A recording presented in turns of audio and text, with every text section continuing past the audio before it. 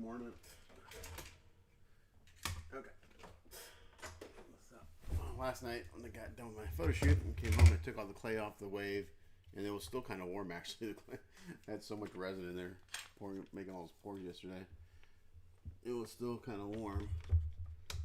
So the first thing I'm going to do today is I'm going to get this leg reattached, and I want to make sure he's on the board in the right position. So we're going to clamp him to the board. I'm going to have to take him off the wave. Let's see.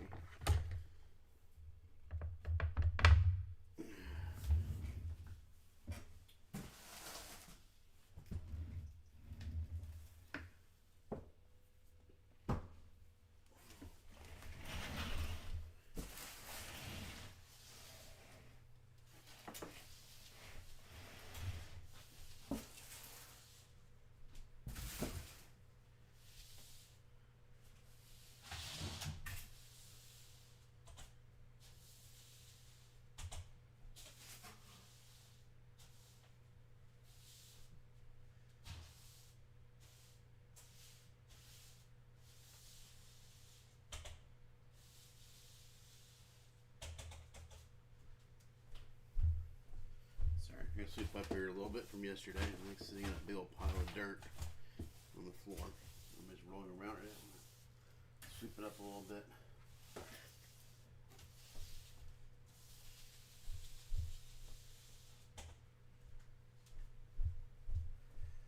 Okay, let's take him off this.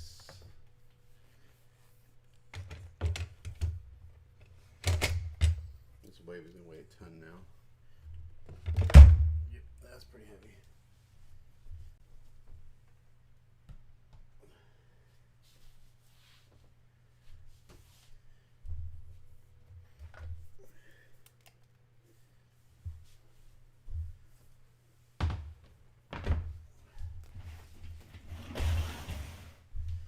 Okay. That's aside for now. And we're going to get him in the right position on the surfboard.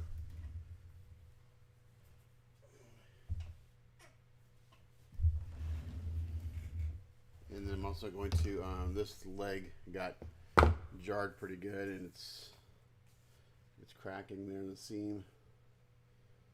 So I'm going to do the same thing. We're going to clamp it down. I'm going to drill a hole and put a rod into this leg to sure it up. But I just don't want to willy-nilly glue this on. So make sure that it will come on and off the base correctly. So got to rig this up a little bit here. I did just the first time I did something like this, where I put a couple clamps here just to hold so I don't raise the board. His fingers will hit the workbench, and I don't want that.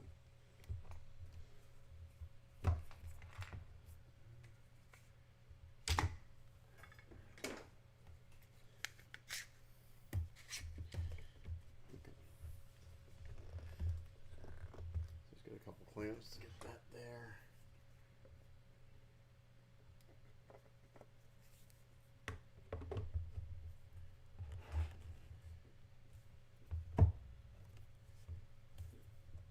This will allow me to kind of work on them a little bit better. It's really this foot right here. Looks like this one's going to be a little bit of trouble as far as lining up, which makes sense because that's the leg that broke off. So we're going to just clamp them down like this. And now that foot's in the right position.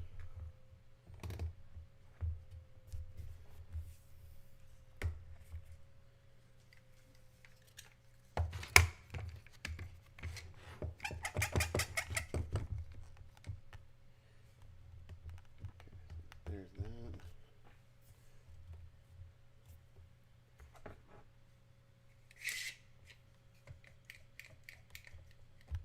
Clamp that like that. So now his leg, that's in the right position.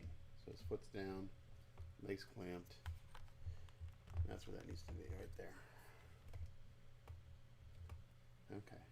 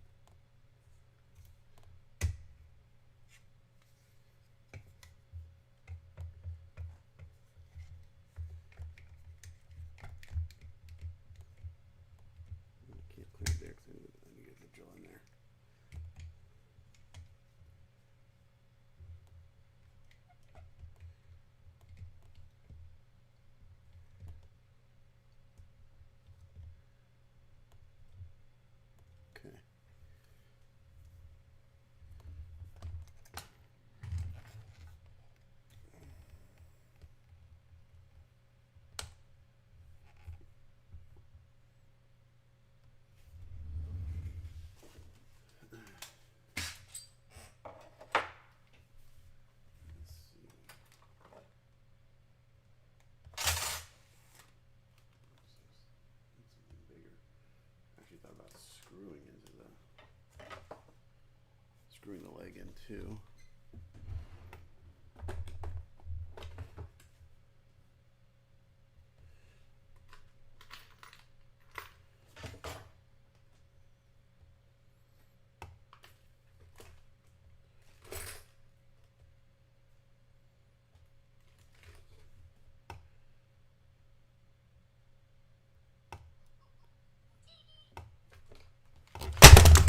Fuck me. I heard it going.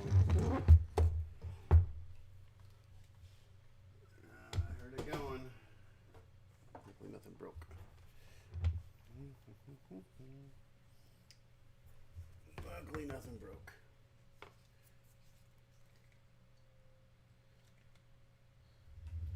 Yeah, trying to get the leg on. Make sure it's in the right position so it goes back on the board correctly.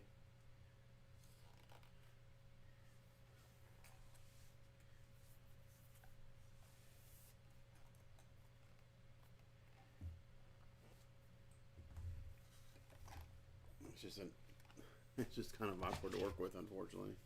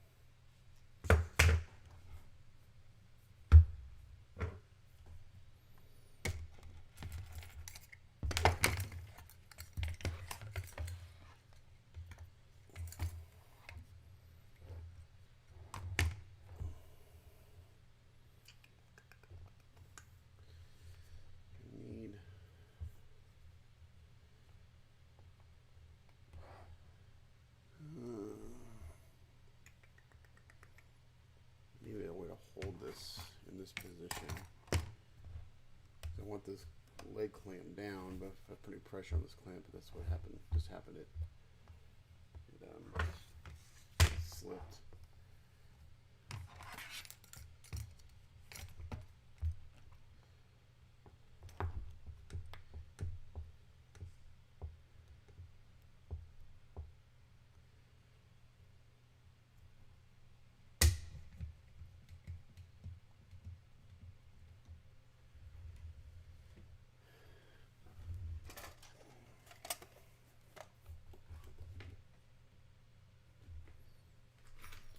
Just go 1/8 inch rod, probably good. I'll have enough brass, so we need to get more brass.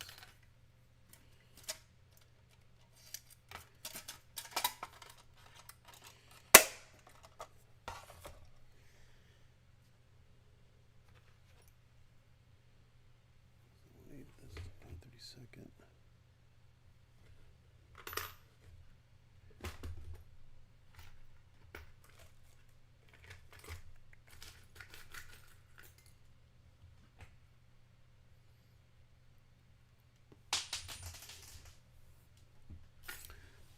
But I don't know what's inside this print, if it's just foam. Because my initial thought is I'd drill a hole and I'd actually use a screw so I could screw it in and tighten it up. But I'm not sure if this is filled with anything, to be honest. And actually, I can see some of my putty work that I did 6 years ago, so that'll get smoothed out a little bit around the neck and the arms.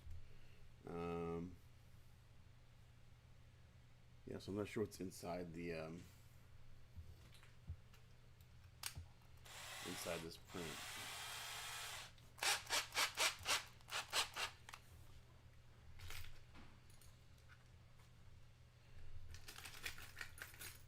I wish I had some more 1/8 inch. I only got like a little bit of 1/8. My goal is to drill up into the leg here. I mean, if to do this in my lap.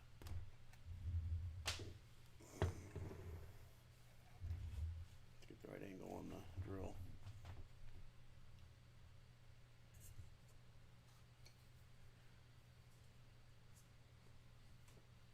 So I'm going to come up through the butt and into the leg.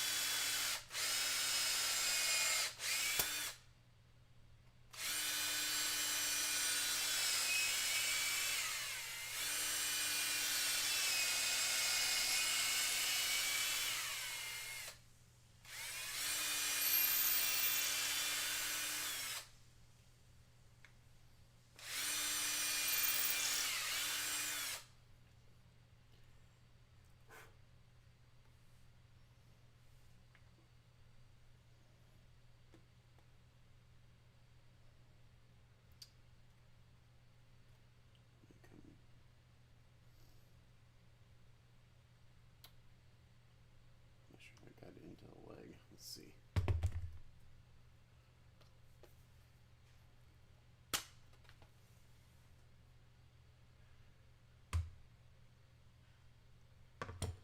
Yeah, I thought for sure I'm gonna break some fingers. Okay. It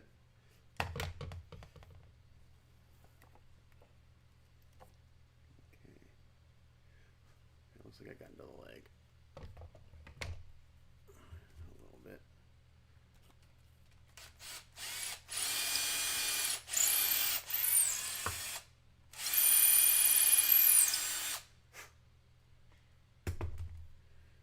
Question is, I'm out of brass.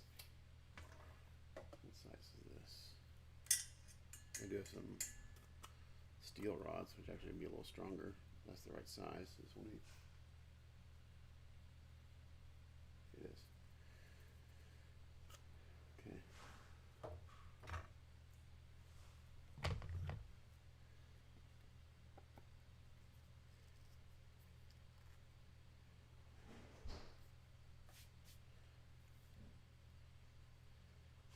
So I think we're gonna do.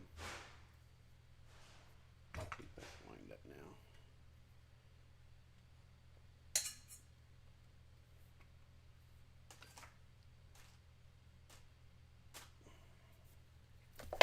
Son of a bitch. Okay, I'm gonna put the board down because I do not want to break the board. That would be a major disaster.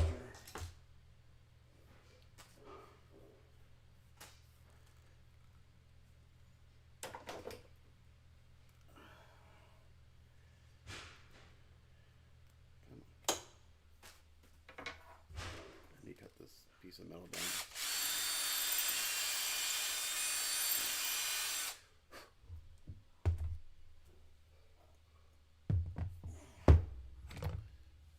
I'm gonna cut this down so I can work on it a little better.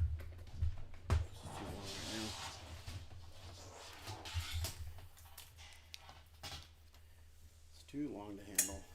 I'm knocking everything around in my work area.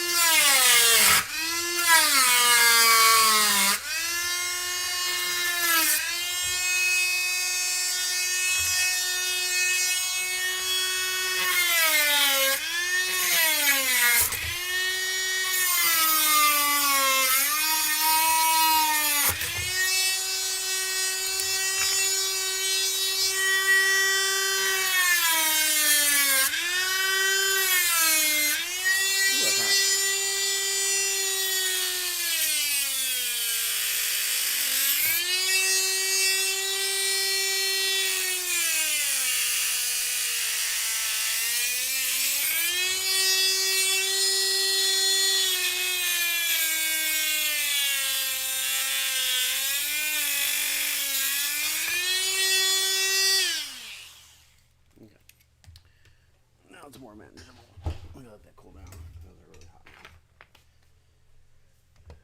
What I can do while I'm waiting for that, I can sure up this other leg by throwing in a couple of these rods.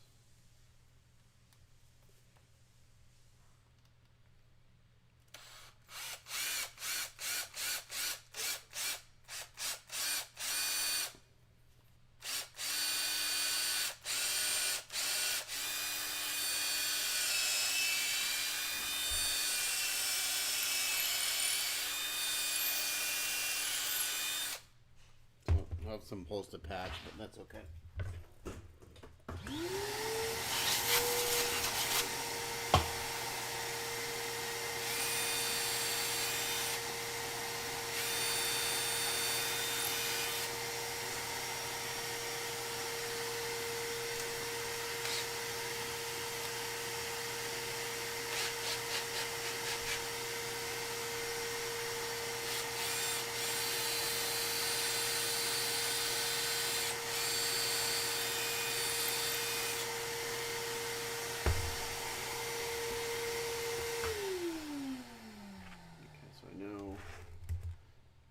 To be as long as this drill bit, so I'm going to mark that and cut it again.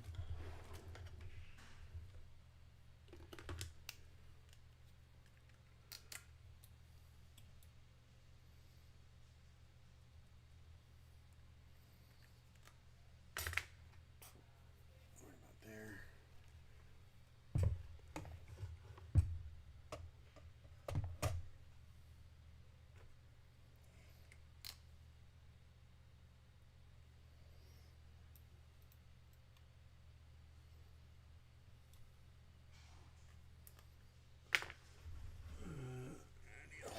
Pliers because it's going to get hot.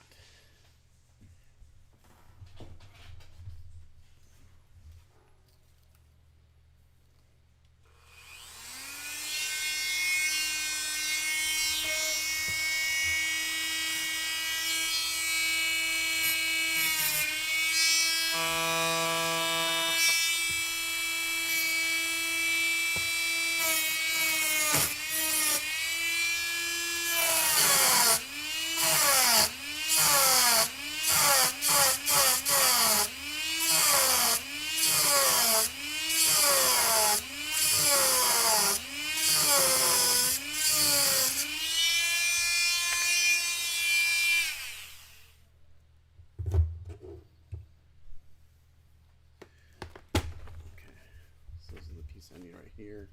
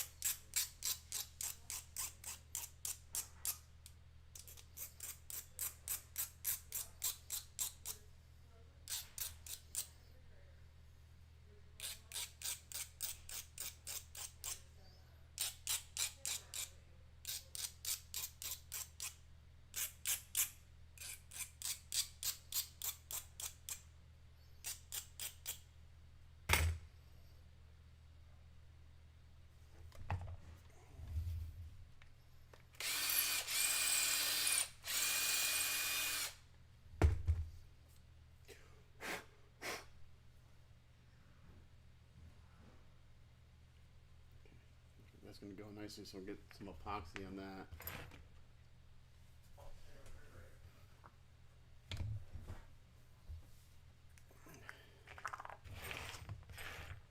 So I'm going to put a pin in this way on the leg, and then I'll probably come in and do one coming in from this way too, and then we'll redo the putty work. Hopefully this will just sure it up.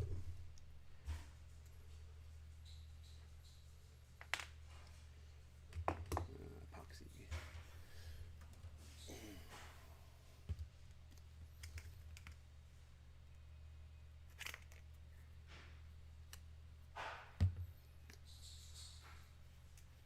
So Darren. Is it Kevin? Okay.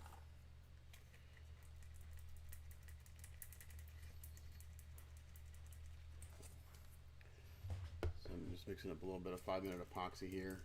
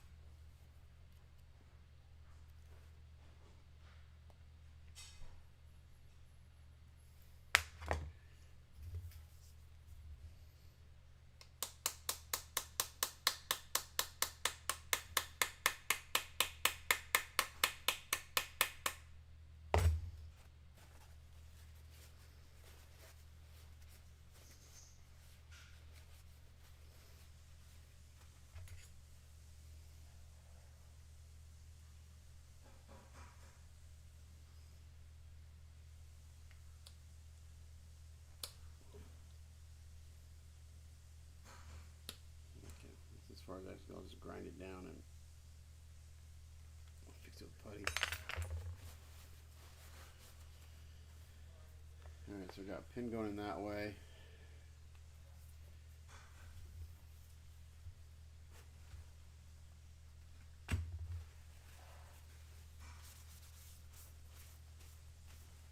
This whole thing's gonna get reprimed and everything, so I don't care if I mess it up too much. I'm gonna sand it all down and reprime it.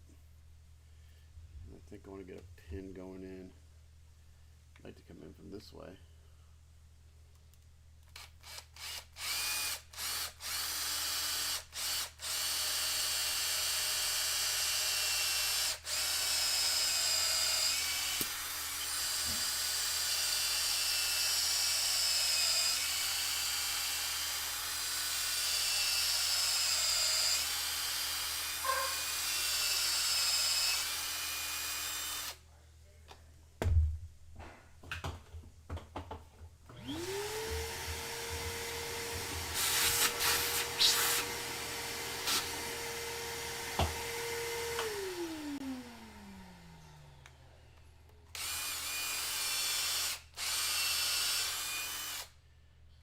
Okay, so that rod needs to be a little bit shorter.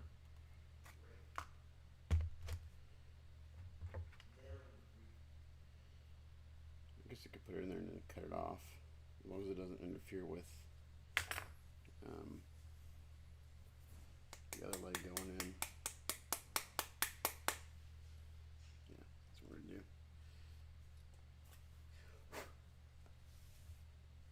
And this glue should still be usable, I think.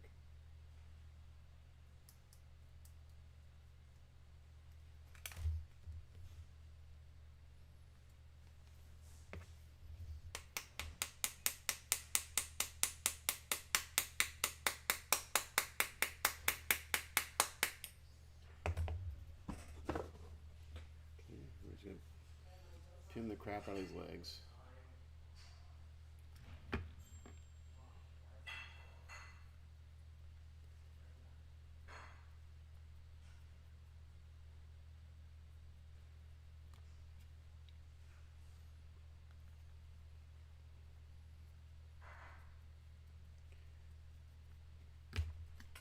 Okay, so right now I've got a pin coming in to this leg coming in from the crotch going in, and I've got one coming from the rear end coming in this way. This will get carved down and fixed.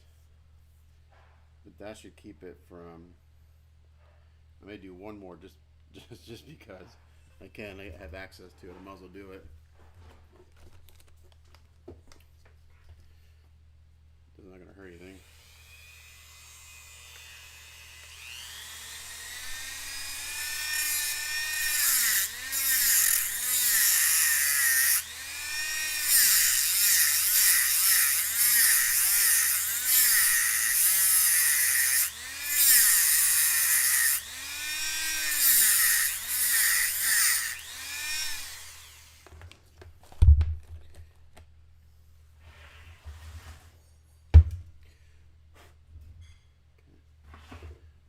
Sure it doesn't interfere with this leg. This is actually steel rod I'm using. I would use brass, but I'm out of the size I've got, so I'm using 1/8 inch steel rod. So yeah, this is steel. This is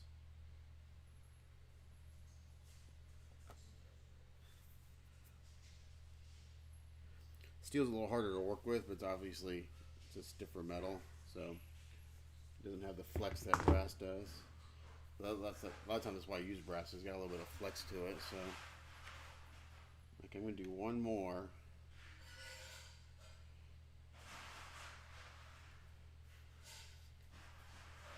So it's going that way.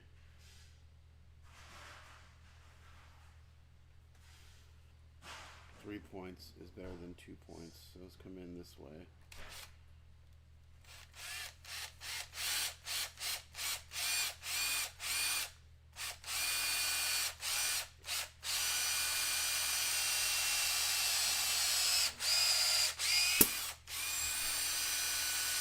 It's important to pull your drill out. See all that dust that builds up in there, and you can can't drill any further.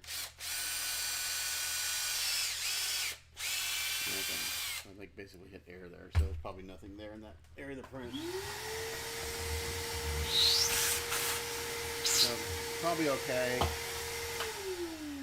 Probably okay on that leg. I mean, it's not with those two rods in there. It shouldn't have any twist or anything.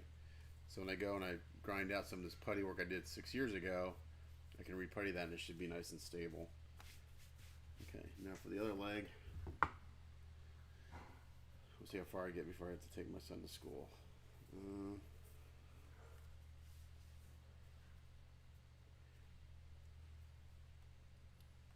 thinking that I go ahead and glue the leg on and then do what I just did there with like the same thing with the brass rods or the metal rods.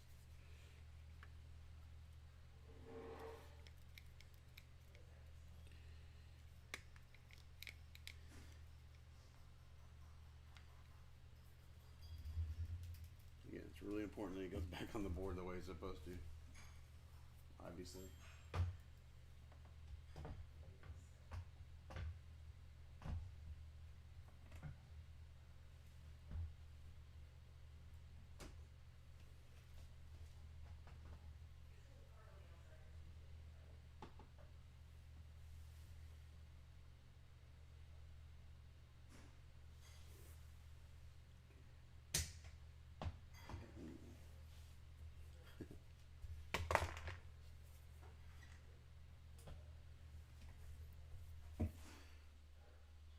So what I'm going to do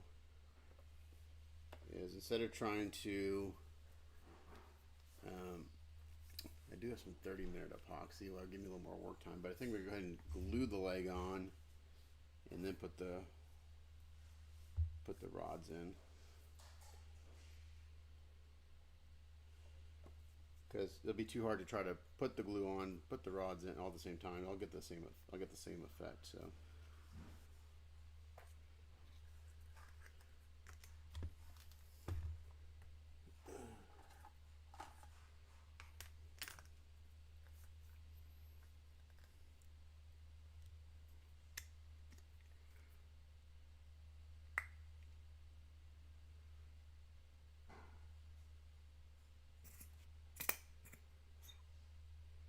Yeah, so where this broke, because like I said, I had this thing 6 years ago. It didn't break where I glued it. It actually broke the resin.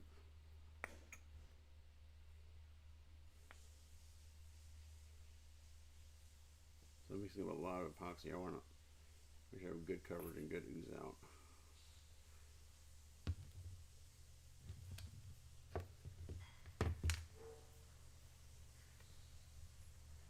It's way more than I need, but that's okay.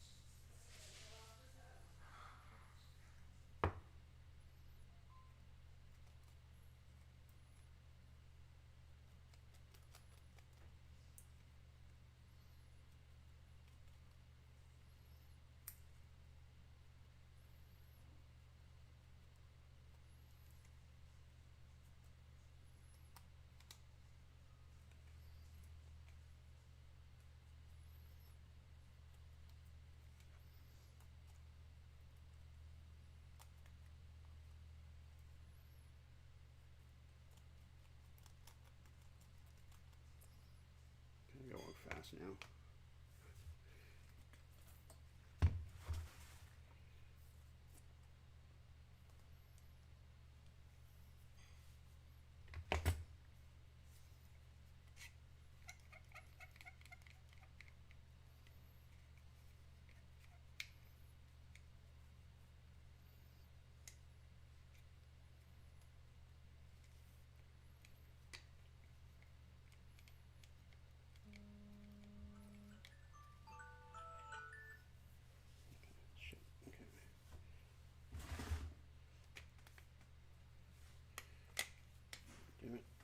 Okay, shit.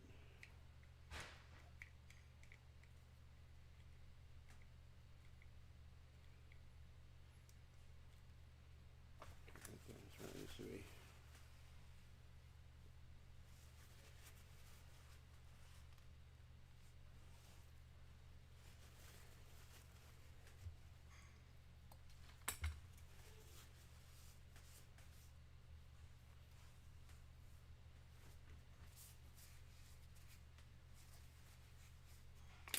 Son of a bitch. Come on.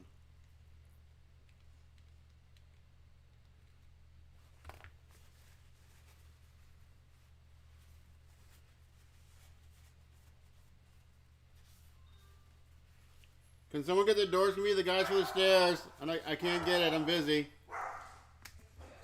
The guys for the stairs. Stairs!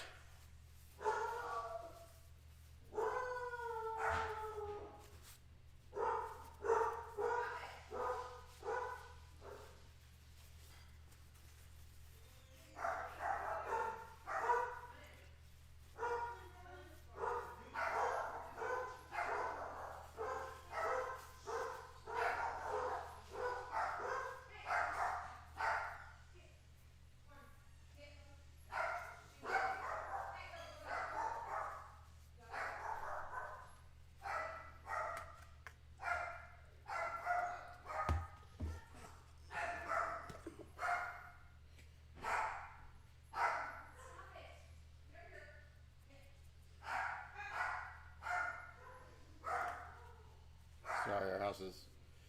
We got workmen showing up, and I'm in this position where I can't do anything because I gotta deal with this glue.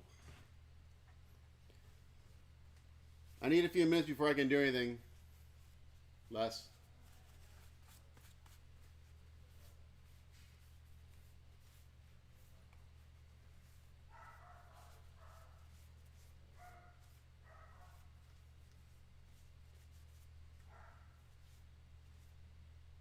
Okay. Hopefully that's still in the right position. The clamp moved.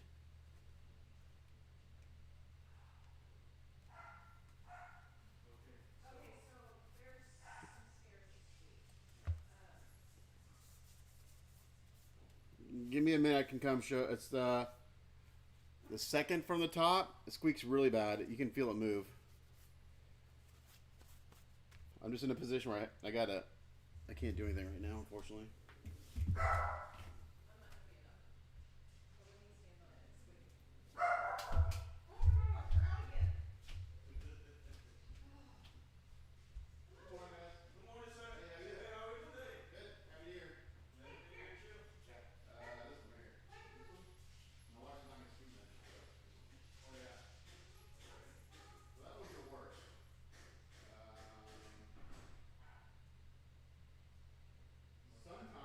Sometimes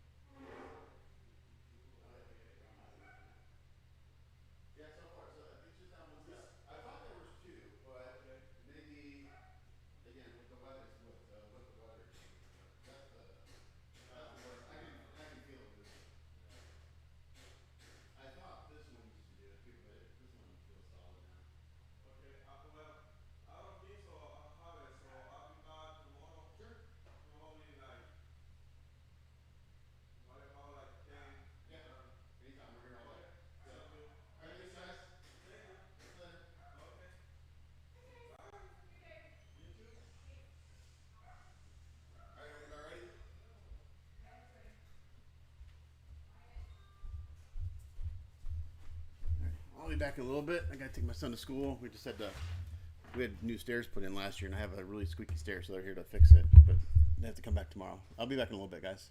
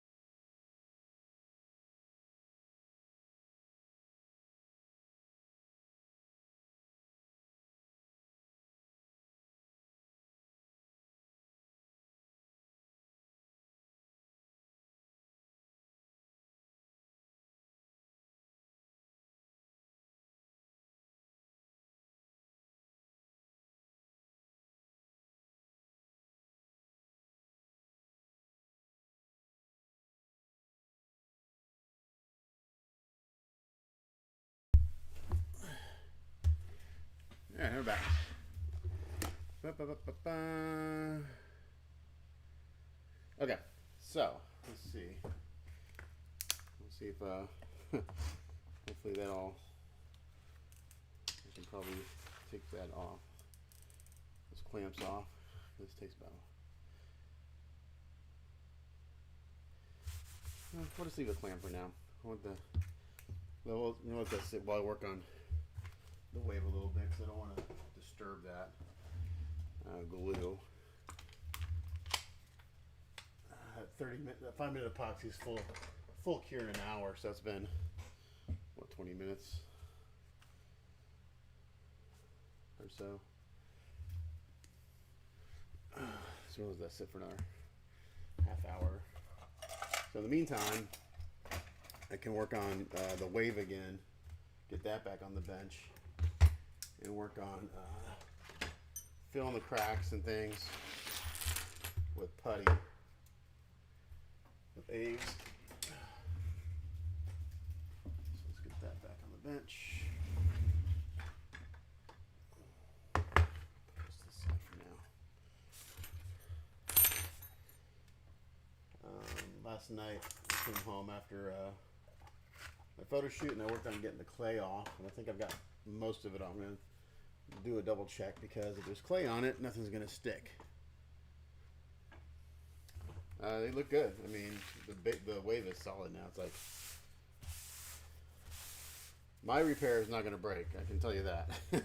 Between filling that center part solid and the wood dowels, it's not going anywhere. So you can see, these are the factory notes here or something. I'm not sure what they mean, but there's this notes on here from the factory. What, it's like 2 centimeters. I'm not sure what that character means, but so I sent photos of this to Bushi last night. Showed that I had it back in the shop. So when Bushi sold this print to Demetrios years ago, Demetrios Scalaris, I think is his last name.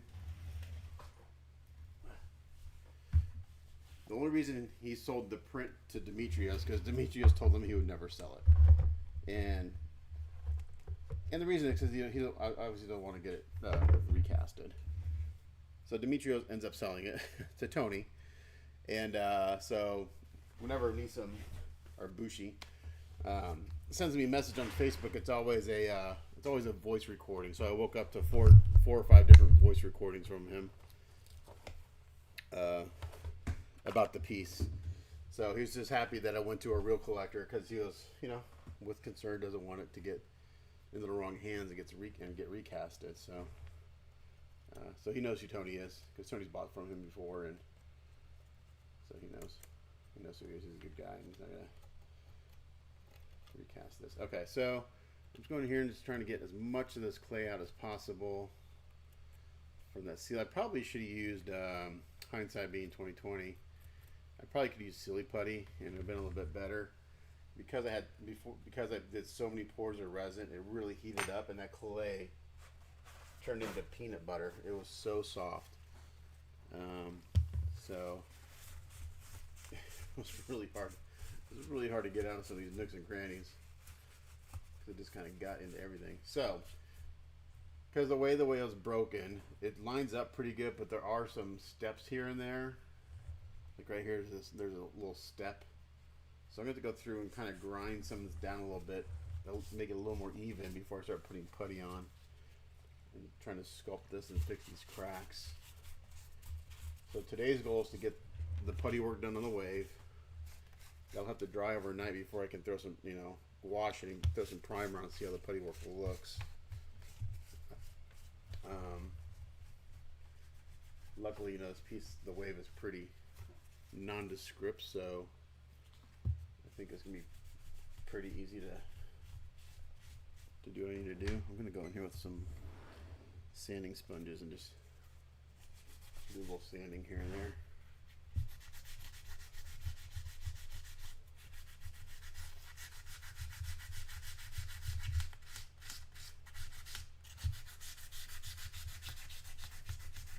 And then we haven't. All I know is that Tony wants the Silver Surfer silver. He doesn't want any chrome.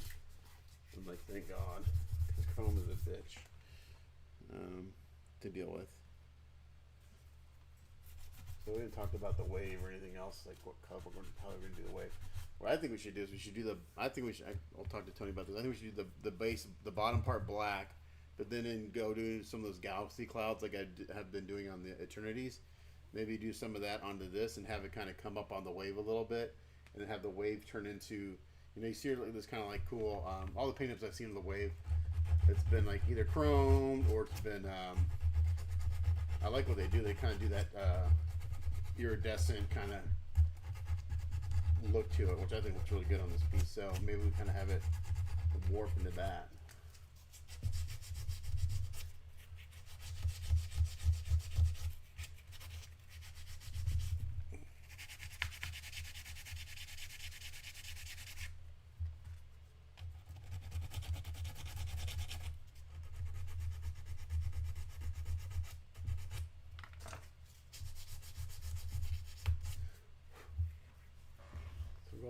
I'm trying to feel like where there's a step. I also got to scuff this up so the putty will stick. Otherwise, the putty's not going to stick if I just put it on top of the primer.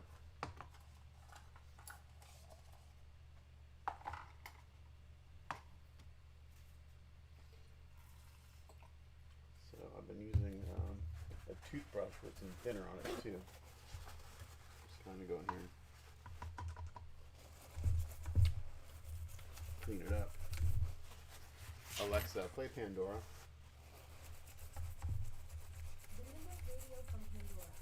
I do have to take a break at noon for a phone call with another client. Joseph, who had me do the Sazabi, that's it, coming up on 2 years now. 2024. He wants to do some more projects, and we talked about it, but we kind of never went any further than talking about it. He wants something I can take to Wonderfest this year. So we'll see. One of the projects he wants to do that would take several months. A 1/72nd Kshatriya or 1/60th Kshatriya. But I have to get that printed somewhere.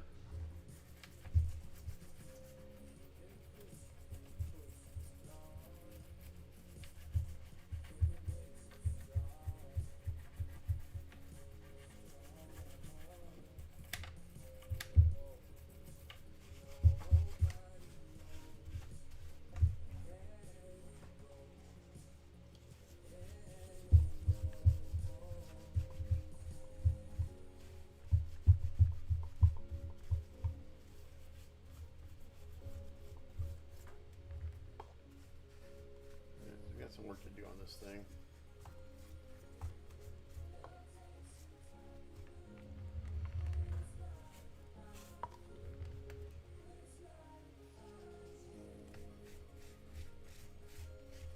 I'm pretty confident now that this has been stabilized.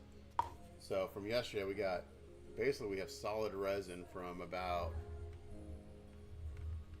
here to about here. So we got a good 8 inches of solid resin with those 2 Wendels in there. This is not coming apart. Do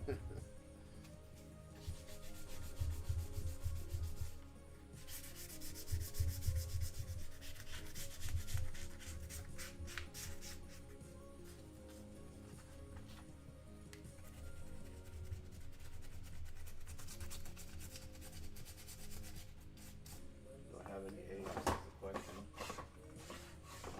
There's a lot of them in the last project I did. I should have enough. I don't want. I do have some of this UV putty still. I should have cleared it out. That might actually work pretty good in some of these areas.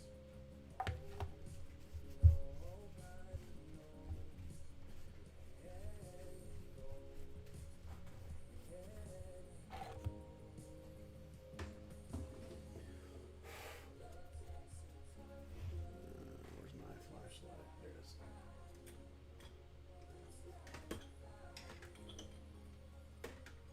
Some batteries. Does. Don't think I have.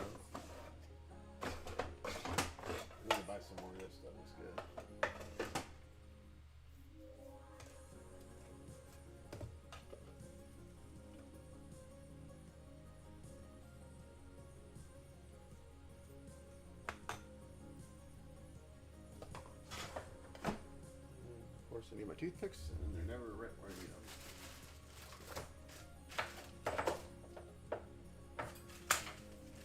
Bench is in the phase of there's shit everywhere and I can't see anything.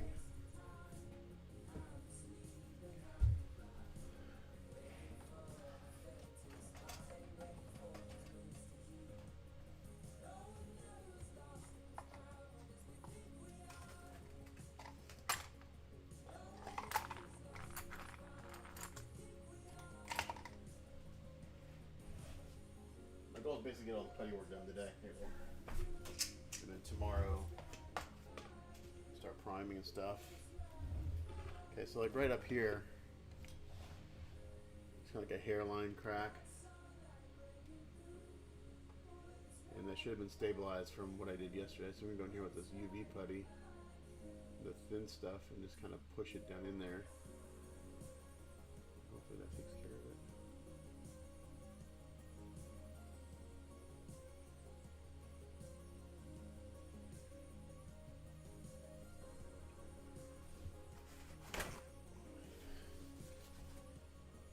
The trick is getting it down into the crack.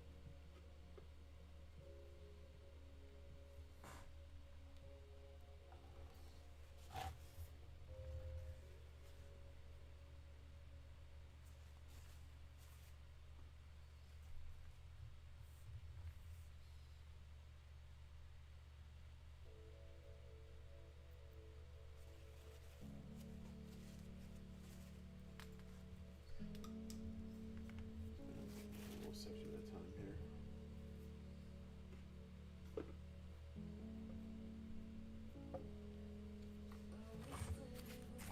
So this is the, we call this fun quick hole. Let's see what the weirdest name is. Functional, creative, colorful. That's like the dumbest name, sorry. I get the sentiment, but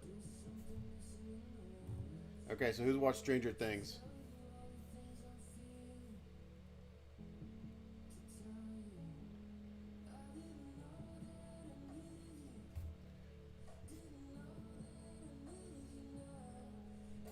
What did everyone think of the finale? I thought it was pretty good. Again, but I'm not one of these guys that overthinks, you know. I'm very simple-minded, so I'm not one that goes and overanalyzes and overthinks shows. It's kind of like Star Wars, you know. As long as I feel like I'm entertained, I like the movie. I don't overthink plot holes or things like that. I thought it was good, but that's just me.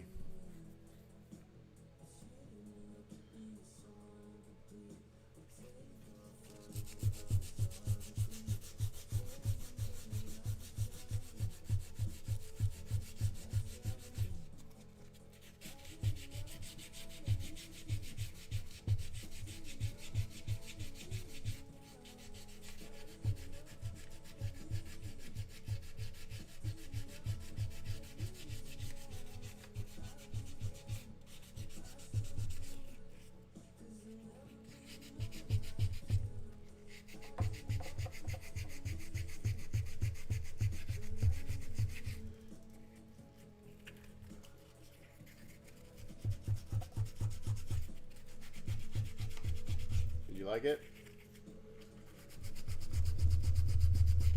If you haven't seen it, let me know so I don't spoil anything.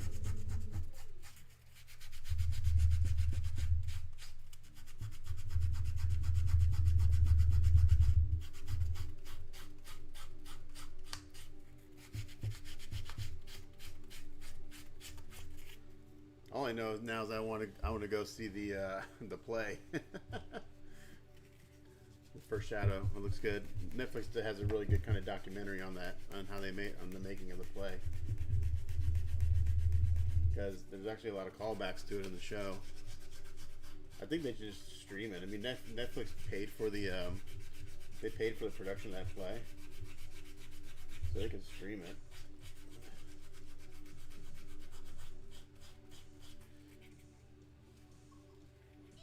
Yeah, I thought it was good. I mean, like, you know, it's like, I thought the final epilogue I thought was really good. It's a tearjerker for sure.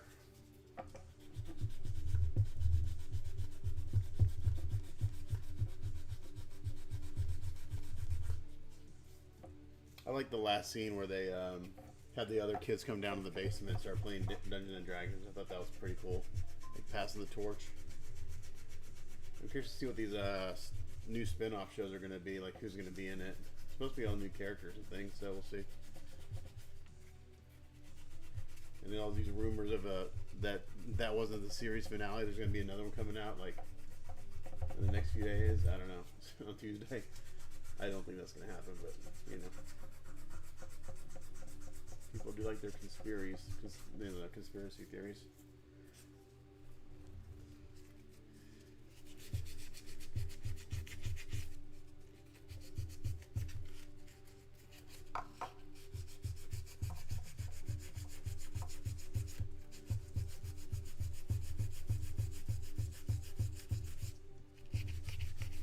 Okay, this will probably need a little red putty. After I do the first round of primer, let's just kind of get the initial.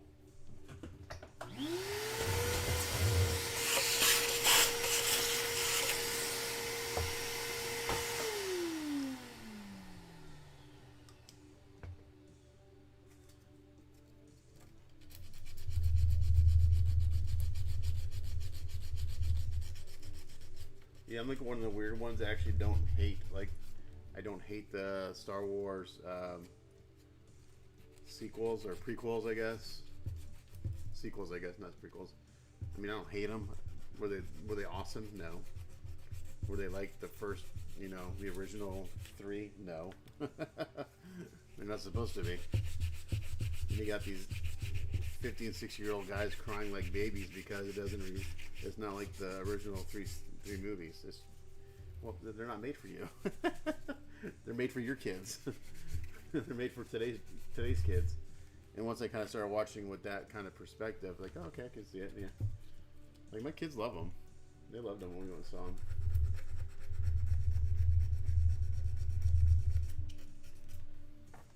If you go into something, you know, Star Wars in particular, that's got a massive following. Yeah, I don't know. We'll see. I don't think it's going to happen. I don't think this. I especially doubt there's another episode coming. But who knows? You know, you never know.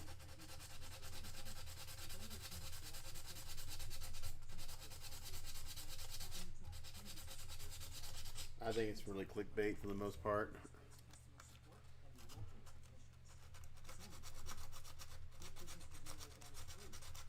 What do you think?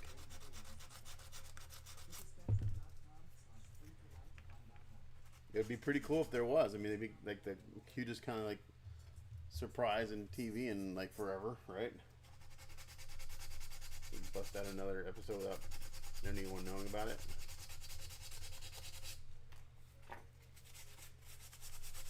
So as I'm standing here, I can see the factory's putty work. Like right there, there's some putty work from the factory, from them cleaning up their print.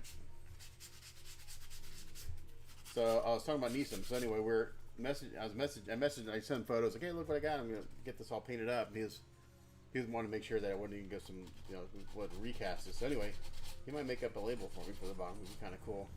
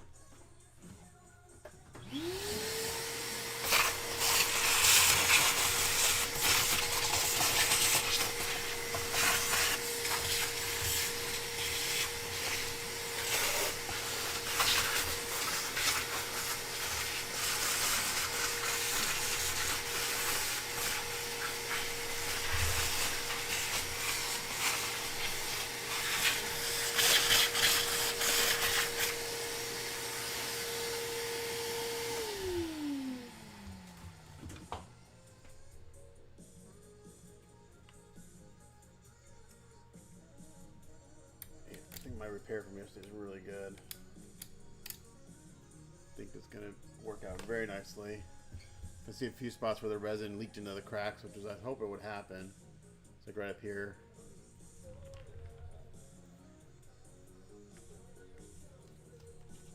That just helps sure that up.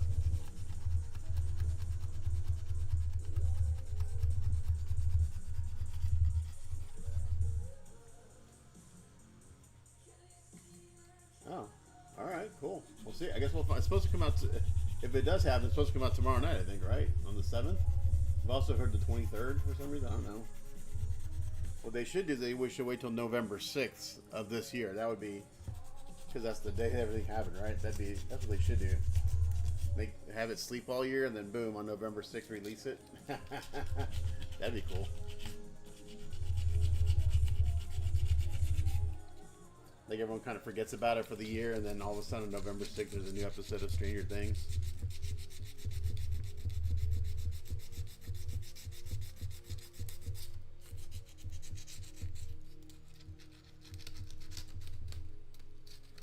Yeah, man, the AI stuff is getting crazy. Like, you know, I'm pretty, I mean, I'm pretty open. I'm pretty damn gullible, so I believe a lot of the shit that I see. Like, damn, that is AI. So.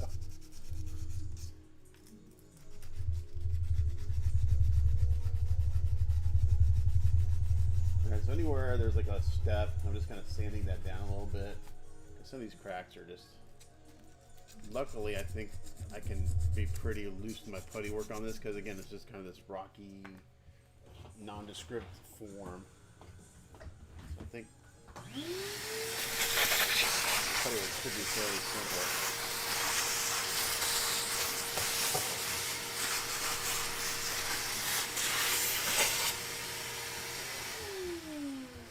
I'm gonna just work on this a little bit at a time. I don't want to mix up too much Aves at once because it does start to set up after about 30 minutes. I like it. Oh, the 9th? Okay. I thought I heard the 7th. I could, you know, who knows. Alright, so I'm just gonna mix up a little bit of time. So Aves, 2-part epoxy. So the 9th will be what, Thursday? Is that right?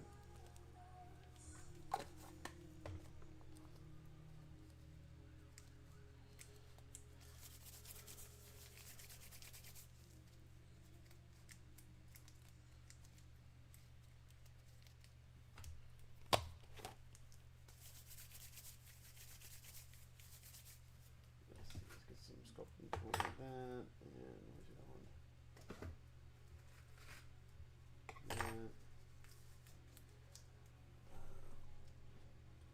I need some new silicone sculpting tools. These are beat to hell. A lot of dried stuff on them. That's the one I need right there.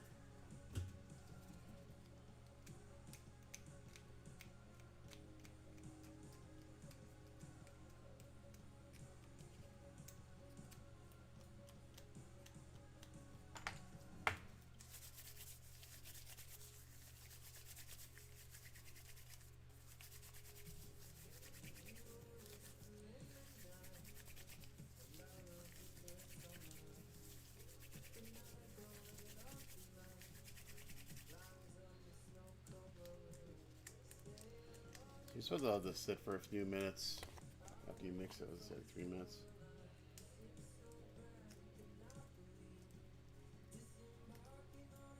Five minutes. All right, we'll let it sit for a few minutes and see if it works. It's easier handling. So what I do is I roll it in my hands. I make a snake and I just kind of fold it over my hands. I just keep working it back and forth until it's a consistent color.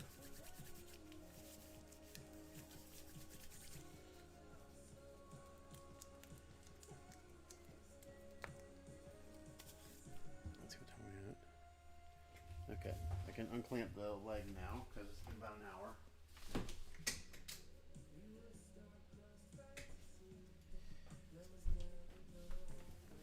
He's a little messy, that's okay because this guy's going to get all sanded down.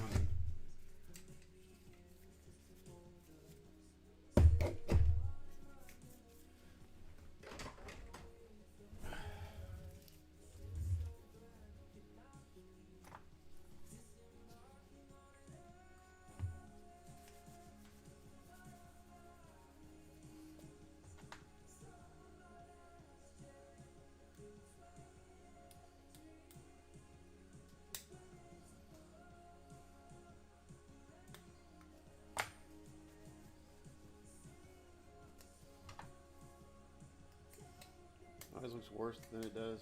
Worse before it gets better.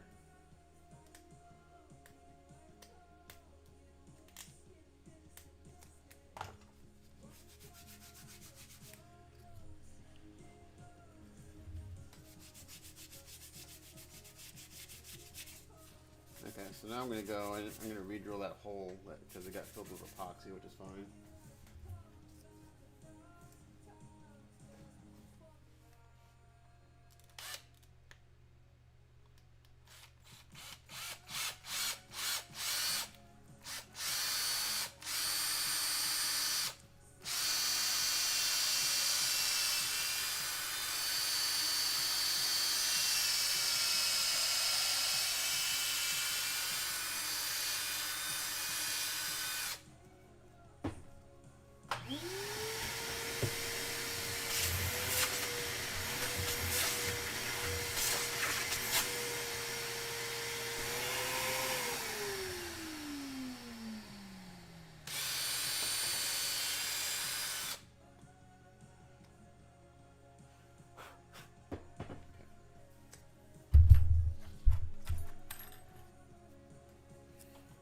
Throw a rod in there, and I'll probably come in and like do another one over here, and just that way it keeps the leg from twisting at all if it gets, you know, if it gets banged or something again.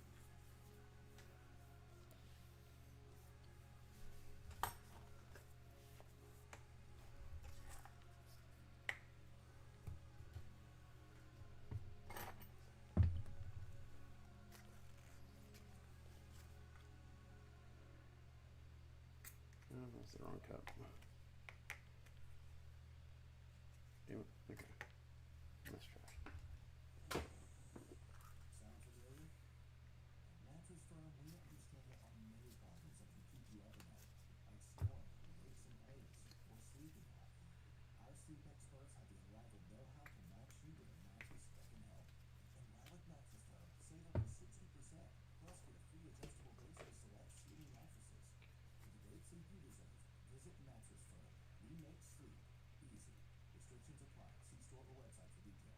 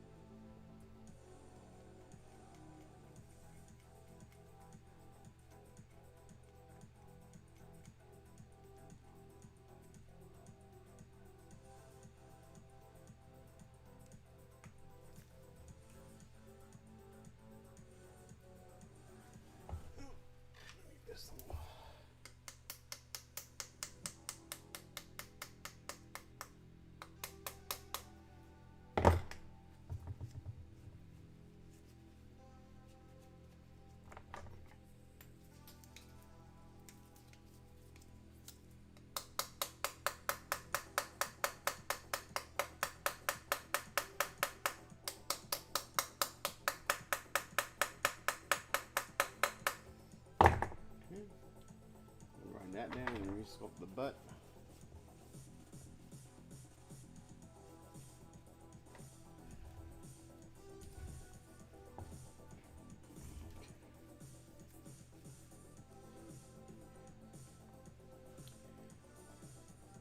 Come in here and do one like this.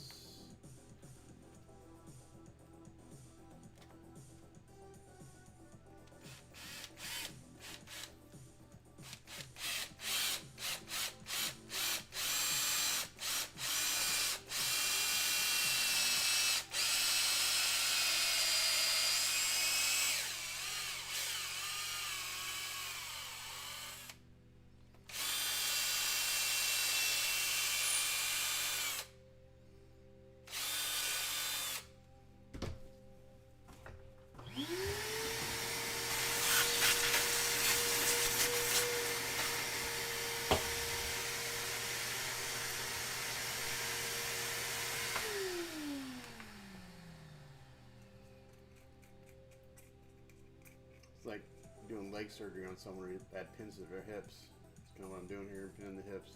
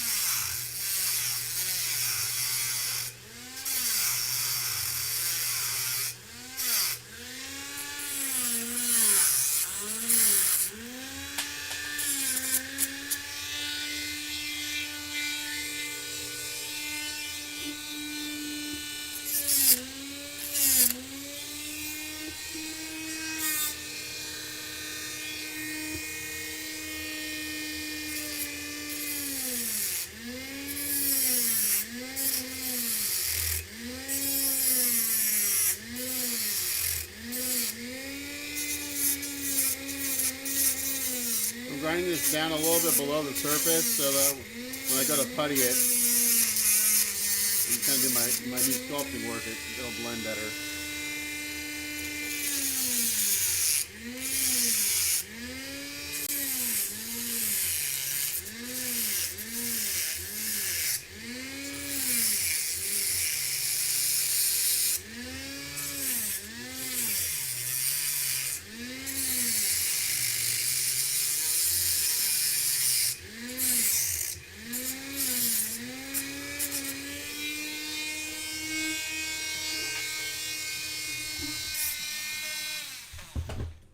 Okay, so now both legs have 2 pins in it. So this leg over here, I pinned one on the inside of that joint coming in this way. I did one from the exterior going from the butt into the thigh. This one I did from the butt going into the hip, and then I came from the thigh coming this way. I'm almost inclined to do one more on this one, so this is the one that broke. Kind of from the opposite way, I think, is probably a good idea. I think it's better to do it than not do it. So I'm just gonna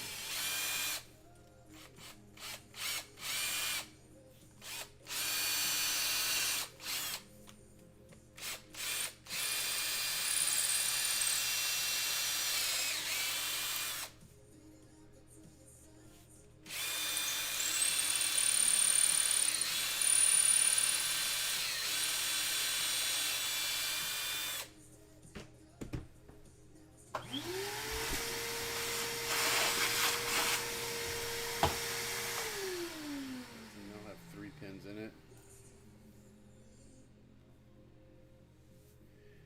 I've got some putty work ahead of us, but that's okay. No big deal.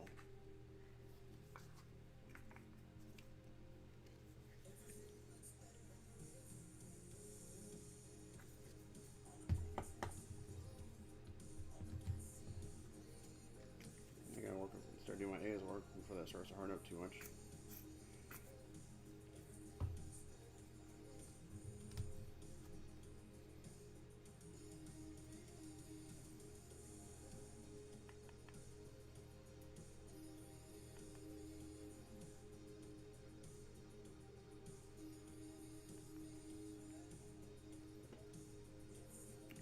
It's gonna be like in the almost 80 degrees here today, which is fucking ridiculous. Last year, the same time here, it was snowing.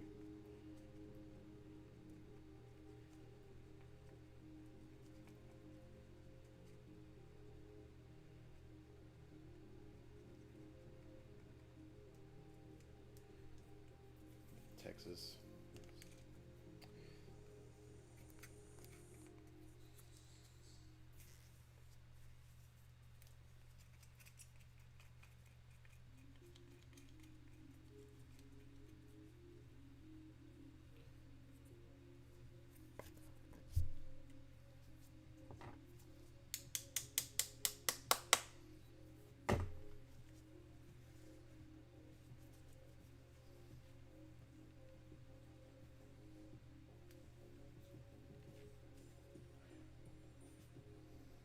Okay, we've got some pretty good putty work ahead of us, but it's gonna look, this will turn out in the end.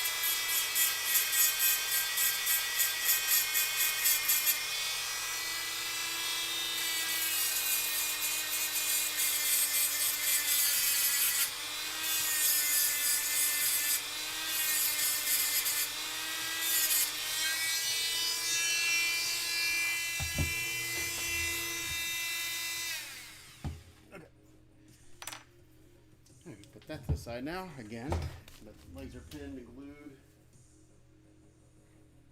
Gotta sand all that down and put it over. So right now we're gonna go back to the wave and start putting in those aves.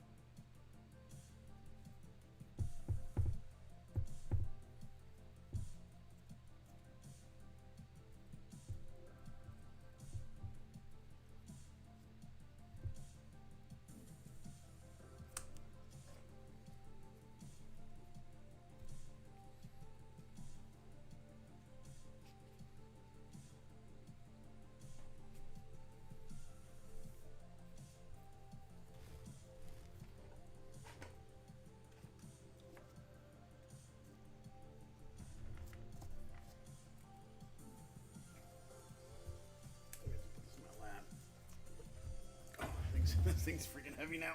Oh my gosh. It'd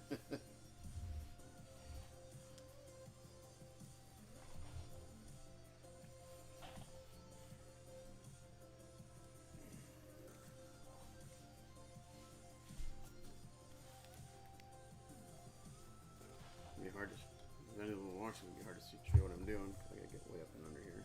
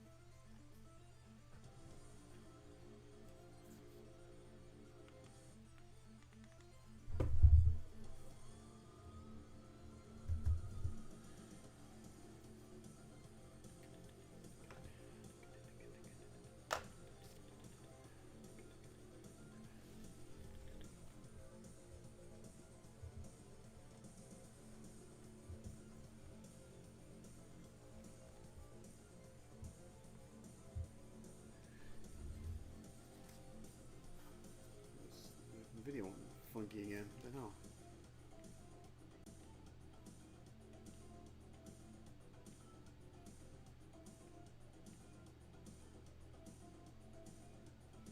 That's all.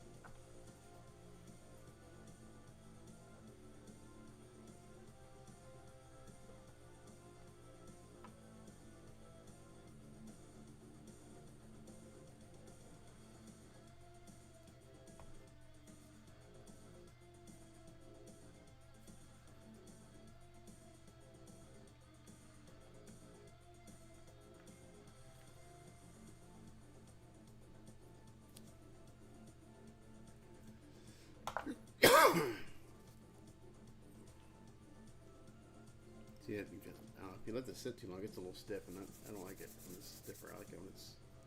I wonder if this because this.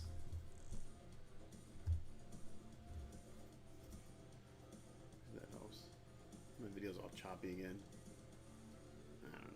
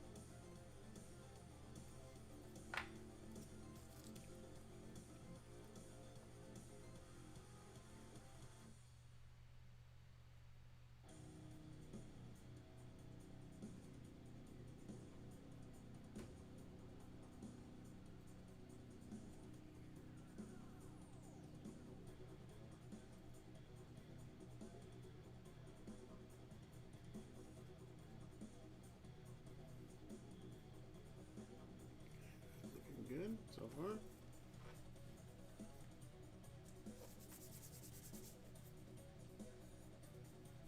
Well, it makes a little bit of the time it gets a little stiff, and I like it when it's kind of hard to work with and it's stiffer.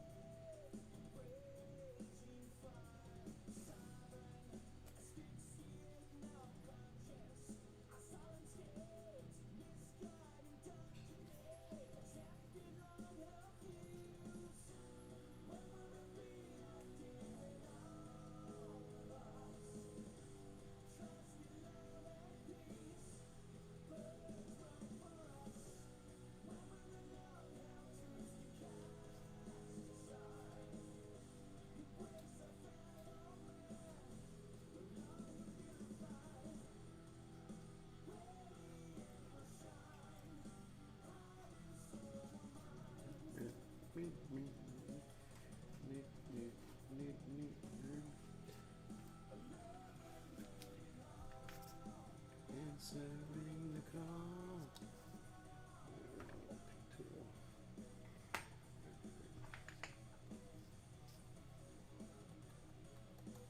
If I see any clay in there, take that out. Otherwise, not gonna stick.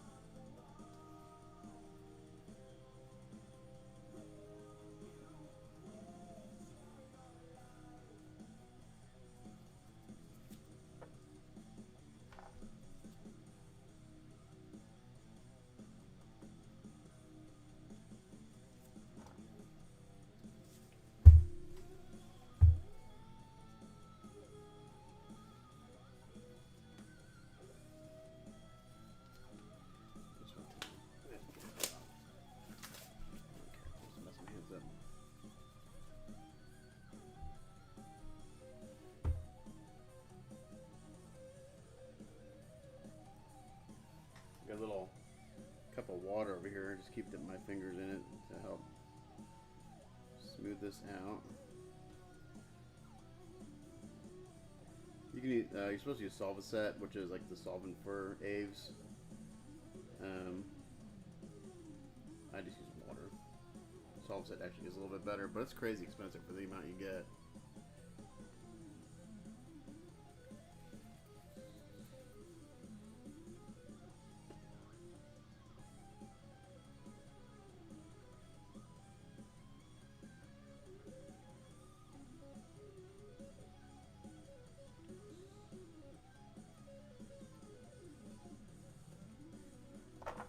Between my fingers and my little sculpting tool here. This all blended in pretty good, I think.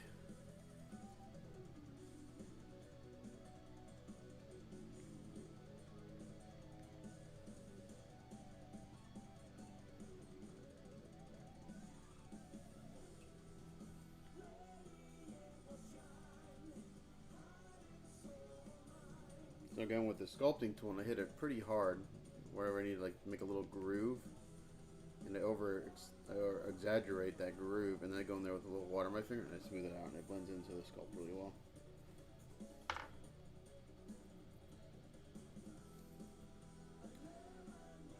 There's a lot of little valleys and ridges in this sculpt, so try to retain that as much as we can.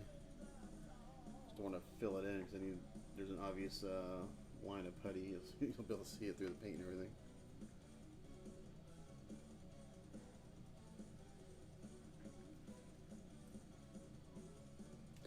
No, we don't want that.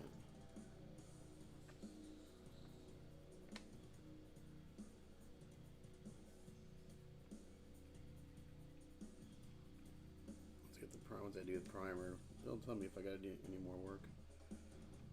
But lately my putty work's been really good.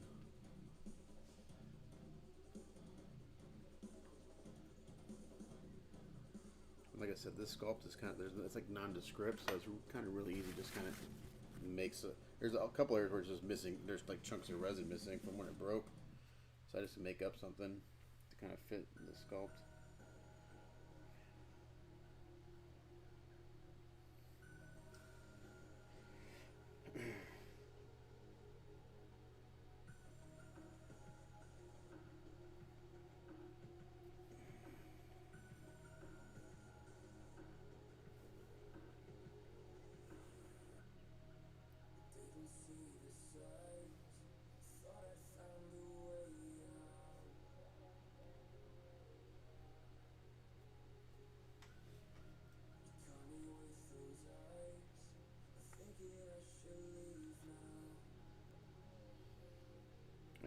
I can tell just by the feel of my fingers how the putty's blending. Like if I run my fingers over it, I don't really feel an edge. I know it's been blended pretty good, and it shouldn't show up later. But primer is the tell-all of putty work.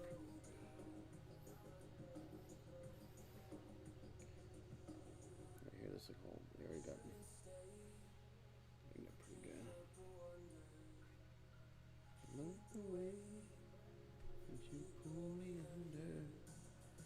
I know I made mistakes, but this could be my downfall.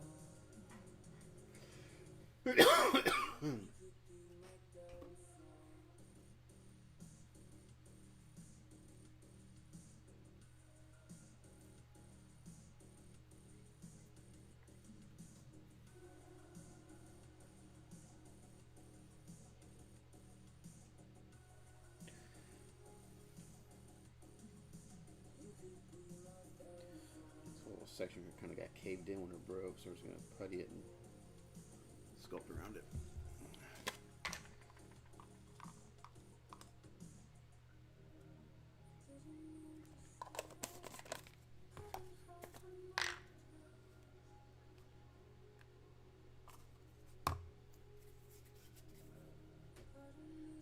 If you mix this stuff, you want it to be as even as possible. You can weigh it. I just kind of eyeball it and get it close enough.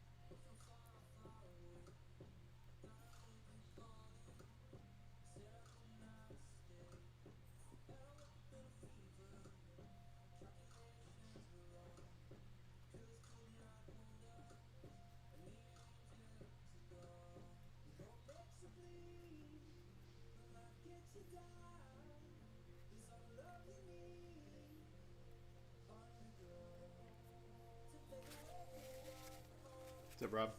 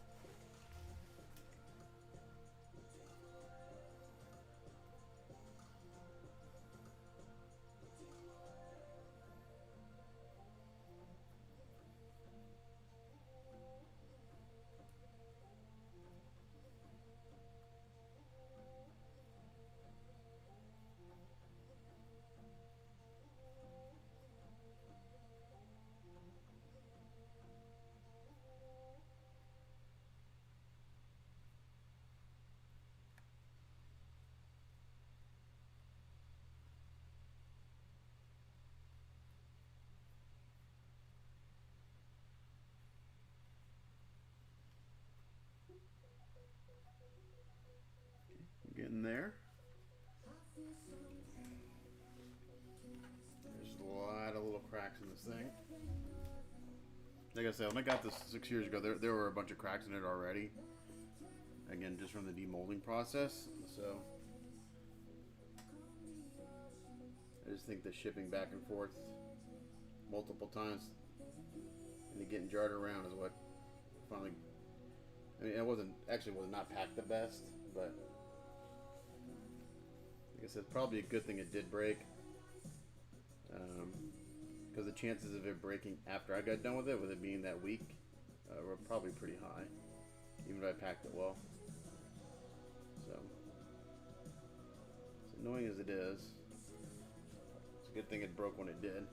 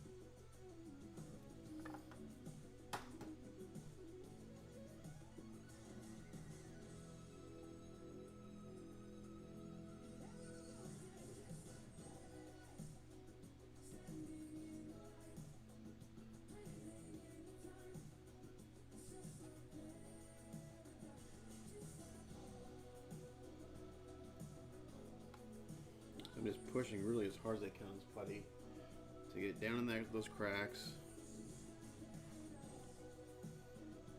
So even though I got this filled with resin, I'll just help again stabilize the cracks and keep them from. They shouldn't reappear at all, considering the way I fixed this yesterday.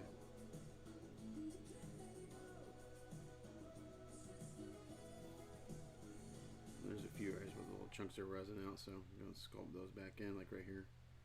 There's a decent little chunk missing, so. Homes.com is the only place to find the in-depth info home shoppers want. Very in-depth info. Looking for a listing agent's contact info? We've got it. The agent with the most sales in your price range? Easy. Specialized agents with all the up-to-date info on your dream neighborhood? So far, this is looking really good. A Pisces who enjoys long walks on the beach? We've got everything. Homes.com. We've done your home. Did you ever feel like you're a marketing professional just but with LinkedIn ads, you can know you're reaching the right decision makers and network of 130 million of them. I'm not sure if anyone's watching. Job title, industry, company, seniority, skills, and did I say job title? See how you can avoid the board and reach the right place with LinkedIn ads. Spend $250 on your first campaign. Not the most exciting thing to watch. It's putty work, but. Get started at linkedin.com/campaign. Terms and conditions apply. Good song.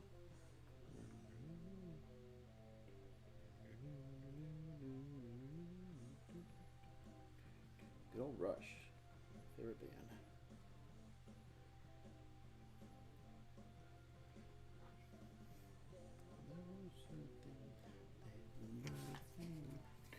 Say host of home, student direct our aimless dance. Alexa, volume up.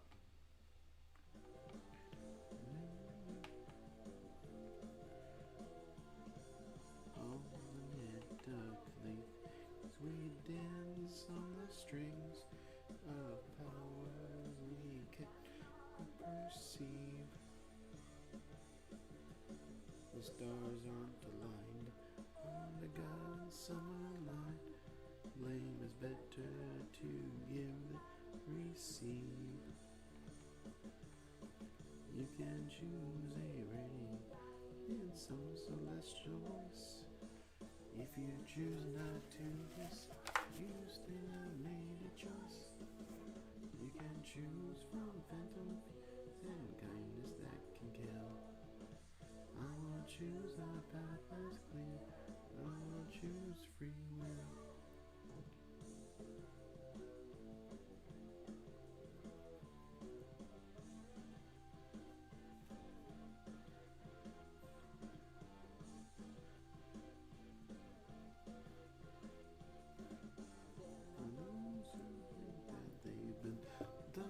Losing hand, the cards are stacked against them. Born in Lotus land.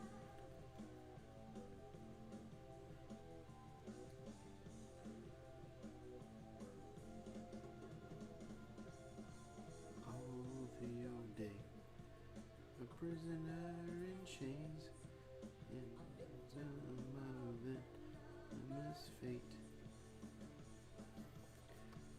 Kicked in the face, you can pray for a place in heaven's unearthly estate.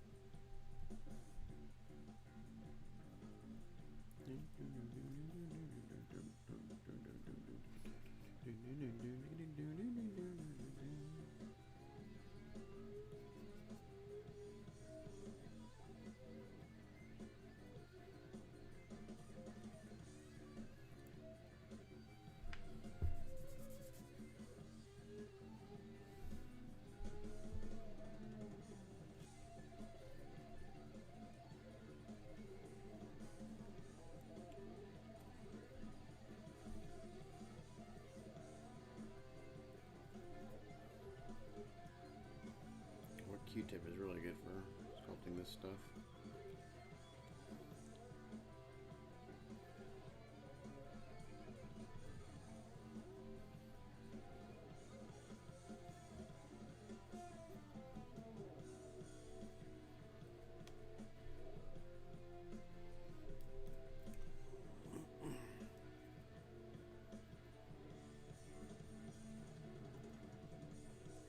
Each of us is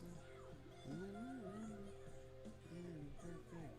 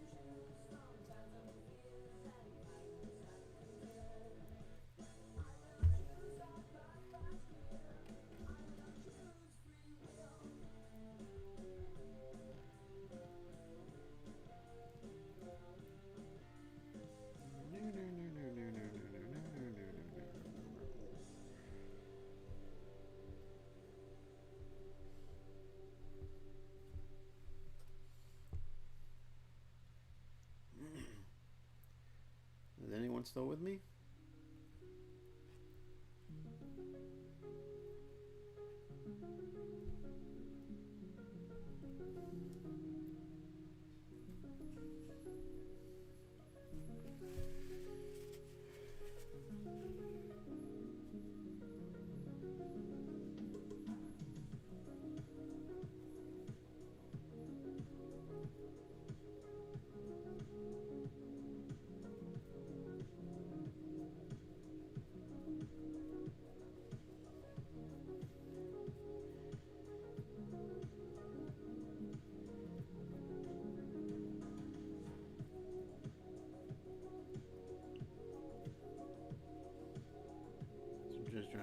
get some of the texture here in the sculpt.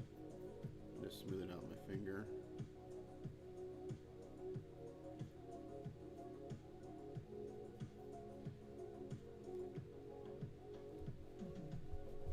Once I'm satisfied with the bottom side, I'll put it back on the base and work on what's on the base.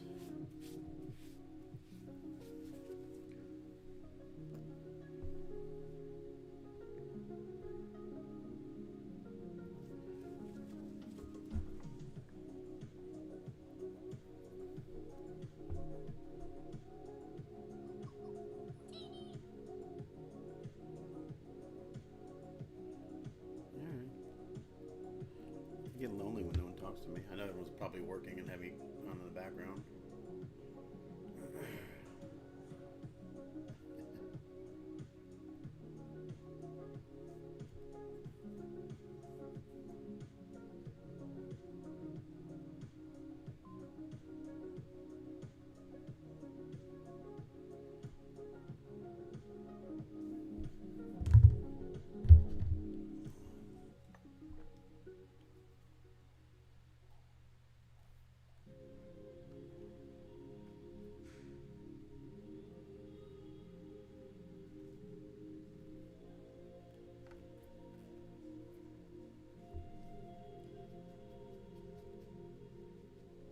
Twilight falls on empty streets. I've seen it all, the days repeat. 1,000 nights of restless sleep. Losing touch of everything. So call it off. You can't save me now.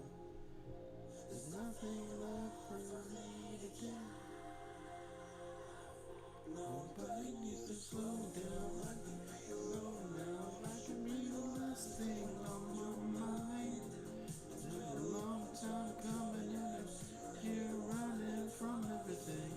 Yeah, you can feel me in the streetlights, dropping after midnight, falling off the lifelines when I'm gone. And by the time you wonder, I'll be 6 feet under, so stay away. I had my doubts it would come to this, so just pretend I don't exist. You did your best to let this go. I hate to say I told you so. You know, 6 years ago when I had this in my shop the first time, I don't know if I had the skills to fix this.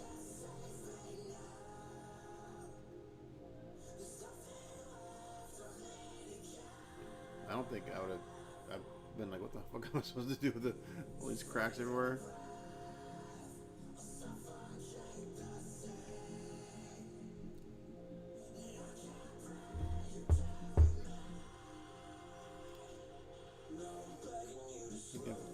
I think I've come a long way in 6 years. On your mind, it's been a long time coming, and I'm here running from everything. Yeah, you can fly me in the street, driving after midnight, funny how time flies when I'm gone.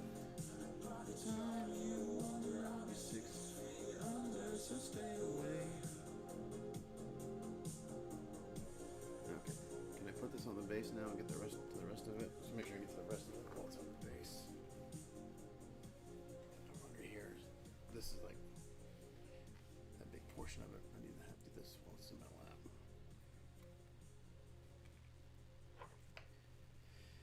A little bit of clay still in here. Let's get that out. I don't have to get 100% of it out. I just want to get enough out so that the putty has something to stick to.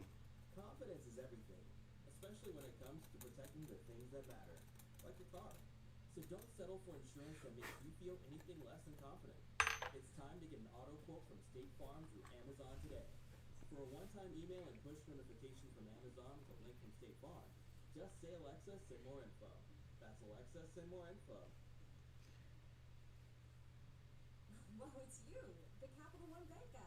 That's what they call me. Mind if I get a selfie? Yeah, sure thing. Say no fees or minimums on your Capital One checking account. Wow, that's a keeper. So, where are you headed? I'm off to spread the good news that Capital One helps people keep more money in their wallet with no overdraft fees. You're the best Capital One bank guy. Hey, mind if I get a selfie? Sure. Say, Capital One, what's in your wallet? Terms apply. See CapitalOne.com/bank for details. Capital One and a member FDIC.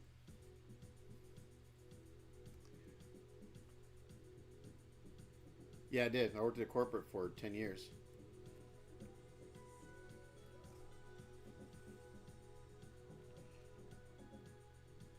I was a corporate photographer. Alexa, volume down. So I didn't.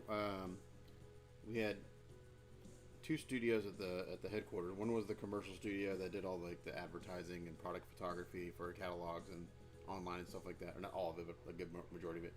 And then they had the studio that I ran, and I worked in the store environment. So our department was responsible for how the store looked. So when you went to a Penny's, you looked at all the graphics or how the mannequins were displayed, how the merchandise was put out. That was the department I worked for. So I worked with all the visual merchandisers who were responsible for creating displays and things like that. Me and another woman I worked with, we were responsible for how the mannequins were dressed and styled, and I took photos of all that stuff. So I was out in the stores like 98% of the time. If I was in the home office, it meant I had nothing to do. So I worked out in the field. It was actually really convenient because the set store is like the store that was like our test store where it was the first store in the company that would get product and new displays, new, merchandising themes and things like that. So the store I worked in was actually right down the street from where I live. It was really convenient. So, I would typically be at the store by 7 a.m. and start shooting by 7:30 a.m. Or I'd be helping my friend Katie with the mannequins, getting them dressed, styled, getting them placed. I worked with the signing team on putting signs up and getting that, where they needed to be. But my main responsibility was photographing everything and documenting the store after it's called the set. After the set was put up. And then my team would put all those photographs together and all the verbiage and basically make instruction manuals for the rest of the company on how to put merchandise out in the store and how to make it look. I was in the stores most of the time, and then I did some annual report photography. Yeah, I did. So the catalog went away several years ago, the printed catalog, and I did, before I worked at Penny's, I actually did some freelance work doing catalog photography. And when that went away, a lot of photographers in Dallas went out of business because that was their business. Their main business was the J.C. Penney catalog. Penny's employed so many photographers in Dallas shooting the catalog that when that went away, some of my friends just flat out went out of business because their work went down to zero for the most part. So it's like one of those things: don't put too many eggs in one basket. So I did do some catalog work, but it was when I was a freelancer.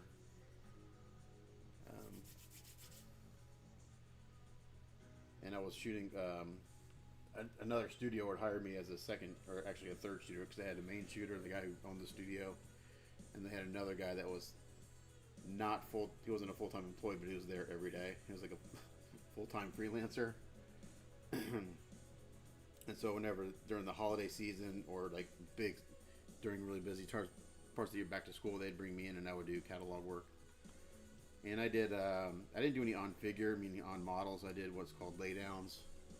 So I shot like a lot of jackets, shoes, worked with a stylist, and I enjoyed it. I mean, I learned a ton about lighting and stuff, doing all that stuff. I tried for years to get down into the marketing photo studio at the headquarters. But it was one of those things where like as soon as a position opened up, they would list it for 24 hours because they had to, and it would be gone. But I would go down there and I would show the guy who ran the studio knew me because when I was a freelancer, I would go through there. They're the ones that would hire me. The marketing studio is the ones that would hire me. So they knew me and they knew my work, but I just could not get my foot down into the marketing studio for whatever reason.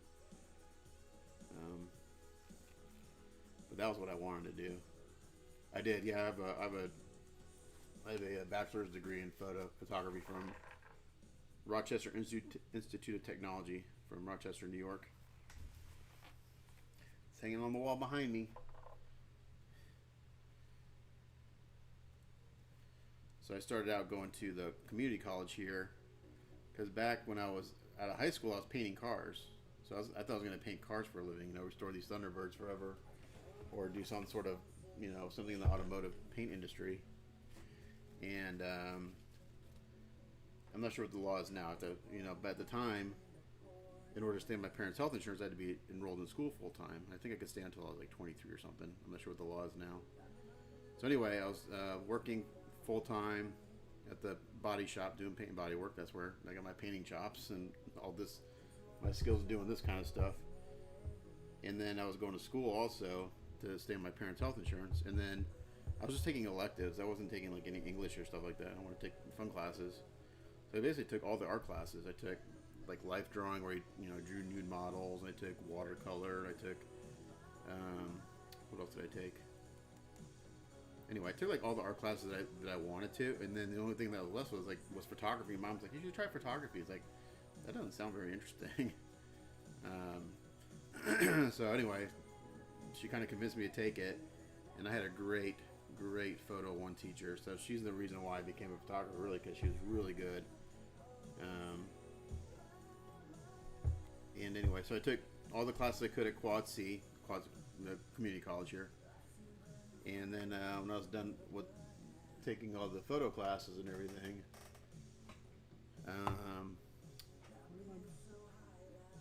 more putty. Where'd it go? I was asking my professors, like, it's like, what if I want to do this as a career? It's like, is there any schools that offer that as a 4-year degree? And like, yeah, you can go to. There's Rochester Institute of Technology where I went. There's Art Institute, which is in Santa Barbara, California, or San Diego. It's in California somewhere. I can't remember. I did visit it. So I visited both schools, and I chose RIT because RIT focused on commercial photography, where the Art Institute focused on fine art photography. Just making pretty pictures, which is fine and all, but I wanted to make a living. So I ended up going to RIT. I came home after visiting RIT and asked them, like, hey, I'm interested in coming here. They looked at my portfolio and they was like, okay, well, they asked me some questions about photography, and they kind of knew I knew the basics. And basically I said, well, what can I take back home that will transfer in? They gave me a list of all the classes they would take as transfers. So I came home and got like all my liberal arts out of the way. A few classes I had to take at a 4-year school, so like I had to take literature at a 4-year school instead of a 2-year school, so I had to go to University of North Texas. I took a few classes there. So basically when I went to RIT, I transferred in as a junior, so I was only there for 2 years because the tuition was insanely expensive because it's an out-of-state private school. So so I transferred into junior. I was there for 2 years, got my degree, and then I came home. At that time, I also got engaged to my wife because we were kind of long-distance dating, kind of thing. And then I came home, and I took like a few weeks off. I didn't do shit, and then I needed to start working. So I called up a few. There's a lot of RIT alumni here in Dallas, so I called up like 3 of them, and I was working the next day. So, So it worked out. Hindsight being 2020, there's actually a really good school here in Texas that I did not know about, that none of my teachers told me about, called East Texas State. It's part of Texas State University. It's kind of like their junior college, but they have a really good photo program. And all the people that I ended up working with that were my age and had gone to that school. Like, well, shit, I could have gone there. I could have stayed home. Um, I would have saved a shitload of money on student loans. But it was a good experience in Black. I moved out. I was on my own. It was kind of interesting because actually me and my wife broke up before I went off to college. Then we got back together when I was at school. So if I stayed home, we probably would have never gotten married, to be honest. But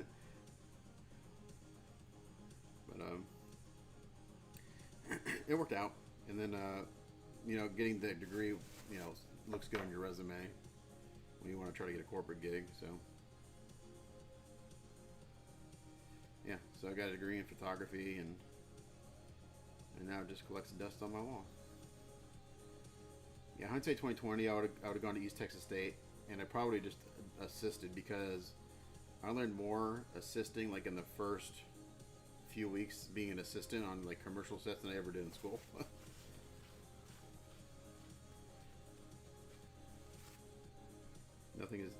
Nothing beats real world experience. But yeah, I was lucky. I got hooked up with some really good photographers in town. Some of them are still my friends. Some of them are my enemies now. But yeah,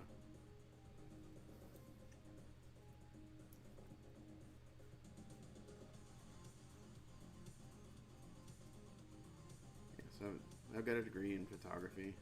It has changed, but it's like with technology, it's like it has changed drastically. So when I got laid off from Penny's, and I tried to go out and find a job, I was just so far behind in like certain techniques and things because I didn't need to use them in my job. When I was taking photos for what I did is all available light. I didn't have to do any lighting. If I did any lighting, it was very simple. So I was so far behind in just like Photoshop and techniques, and I was like, and at that time I was 45. You got all these young kids coming in now, fresh out of school. So, like, if I try to go back in the corporate world, I don't know what the hell I would do. I would have to go back to school and learn like a new skill. I think. I don't know. I could be a manager. I could be like a studio manager. So when I was looking for a job, I was looking for either a shooting position or a manager position because I ran the studio I had in Penny's. I ran it. I managed 2 other people, and then eventually through layoffs and people quitting, went down from 3 shooters to just me. So I had some serious discussions with my managers. Like, look, are we hiring anyone, or is it just going to be me? It's like, well, I told him, like, look, if you just leave me alone, let me do this job, I can do it by myself. We don't need 2 more shooters. I go, but I do expect a raise and a promotion. It's like, well, yeah, we don't know if that's in the budget. I'm like, you're saving over, whatever their salaries, and it's just me. There's money in the budget because you had 3 people, and now it's just me. There's money there. So I actually had to go to HR and file a complaint about them not considering giving me a raise or a promotion after going from 3 people to 1. And luckily I had a really good HR rep, and she stood up for me. And it took several months, but eventually I got a promotion and a 20% pay increase. So that was pretty big, because that's like unheard of.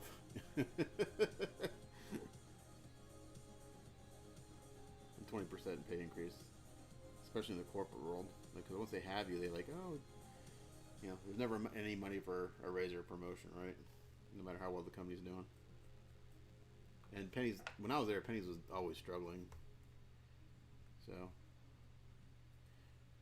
I got a few friends that still work there, but most of them have moved on or got laid off, or it's a private company, so you don't know what's going on there.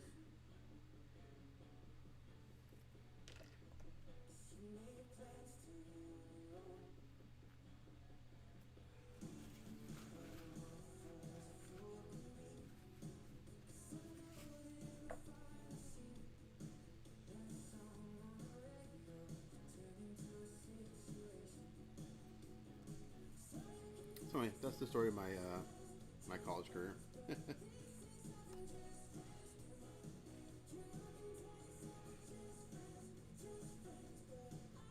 Yeah, one of my friends that used to work in the marketing studio, he's now a professor at the college that I went to. The community college is now, it used to be a community college, now it's a 4-year school.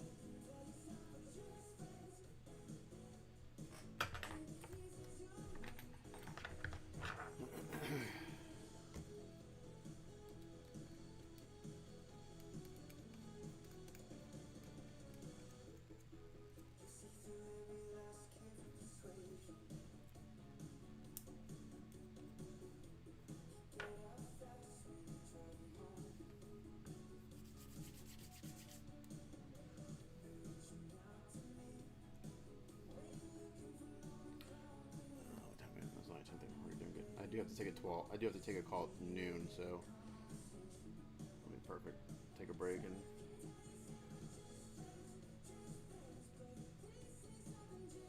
Surprised Tony hasn't been in here yet. He must be in meetings.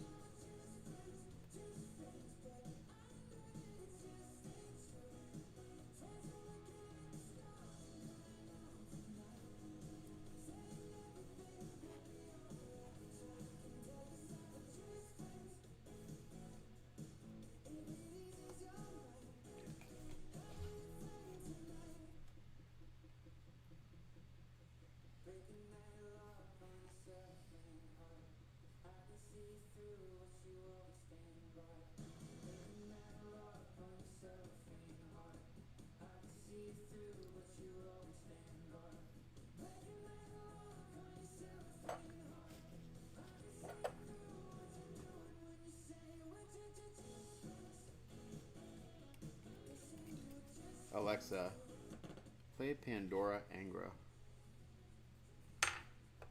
Anchor Radio from Pandora. Alexa, volume up.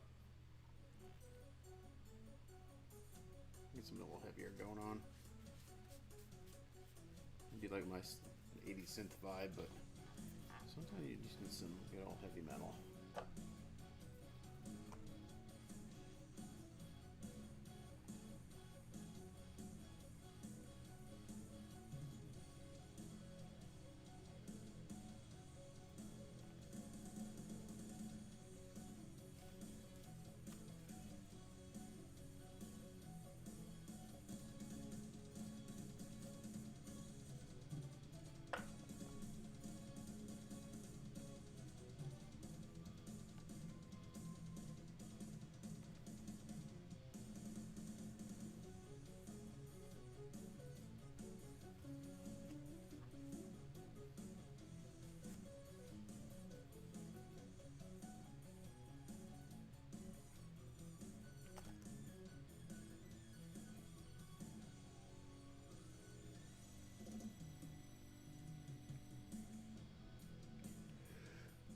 Excuse me.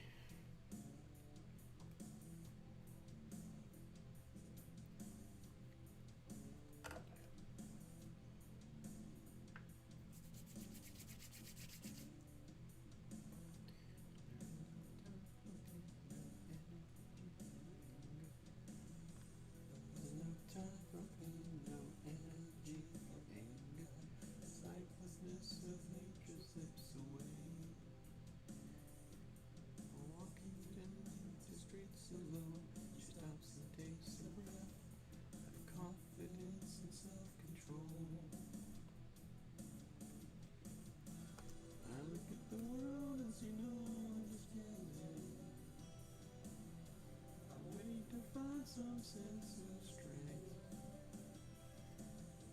I'm begging you from the bottom of my heart, show me understanding.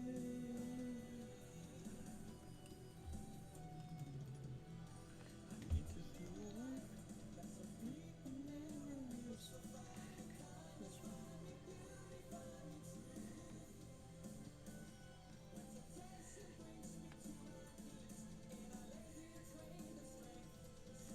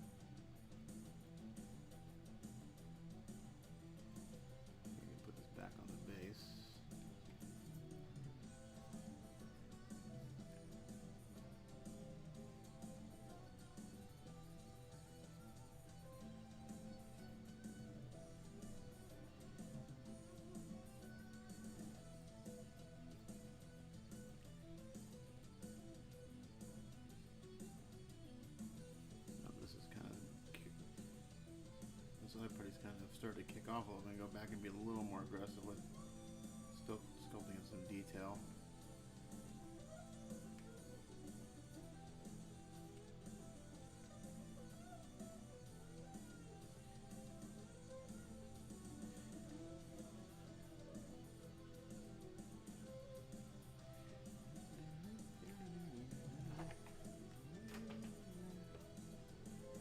Quite a bit of history, yeah.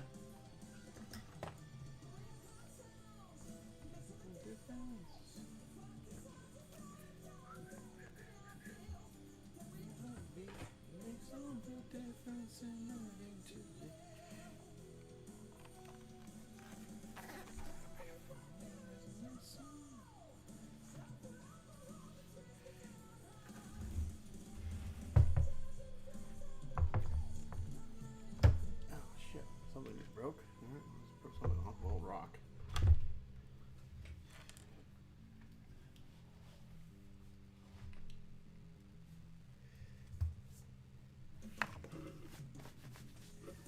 Okay, so we got that.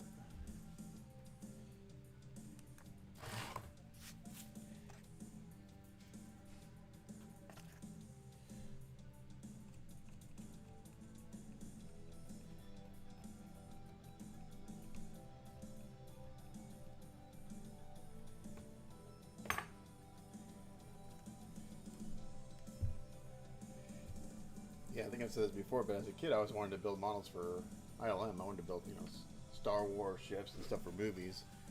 Never quite made it there, but I mean, it's kind of pretty close. I would, you know. That means I have to live in California. I don't want to. I think I want to live in California. I don't know how people in California afford to live in California. It's like living in New York City. Like, how's a normal person afford to live in those places?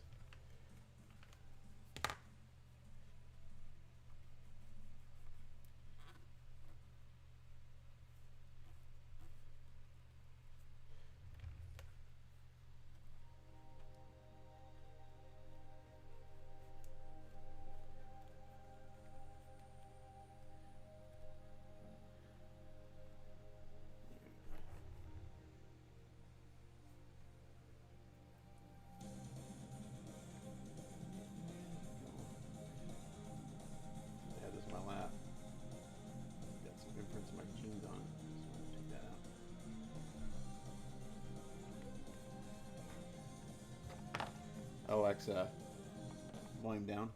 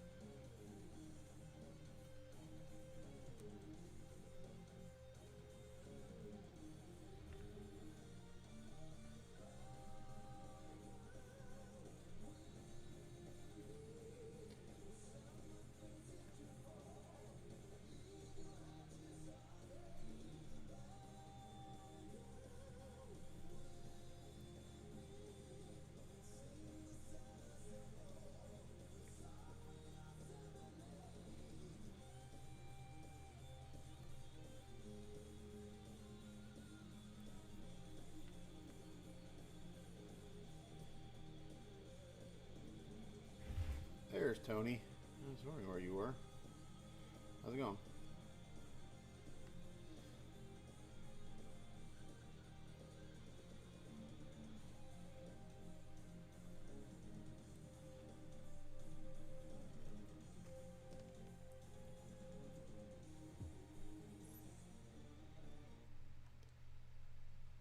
Again, the cracks all puttied up on the wave. I got the leg attached and I got metal rods in both legs. He's gonna. Now once I get this done, then I'm gonna move to the surfer and work on the putty work on him. He needs a little love from my grinding and all that stuff, but it's gonna look good in the end. I think I got the legs on there and I got them stabilized. That's cool. Yeah. Actually, I'd love to work for Weta. That'd be killer. Weta's like the new ILM. So one cool thing from going to Wonderfest and stuff, and one second, I gotta blow my nose. My friend and client Joseph, who I did the Gundam for a couple years ago, he that's how I got to know like some of the ILM model makers was from him. He introduced me because there's a bunch of them that go to Wonderfest every year. Probably the most well known is Bill George. He goes every year. He worked on the prequels. He's actually, I think he designed the shuttle Tidarium. I think that's his design. So anyway, I've gotten to know those guys a little bit, so it's kind of cool. A couple years ago when it was Return of the Jedi 40th anniversary, is that right? 40 years? Or 45 years? I don't forget the anniversary. Lauren Peterson was there. He was cool because he's old OG, man, old school. Like he's been there from the beginning. And then there was Phil Thatchett, who was a pupper guy. He did ET, or he painted ET, I should say. He didn't sculpt him. He painted ET. He worked on a ton of movies in the 80s, and he was super cool. But he's like a puppet guy. But Bill George is old school ILM model maker. Super cool guy. This is Aves. 2-part epoxy.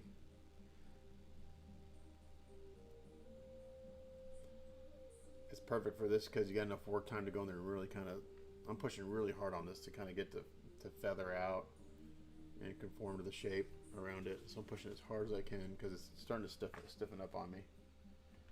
So that makes a little bit of time.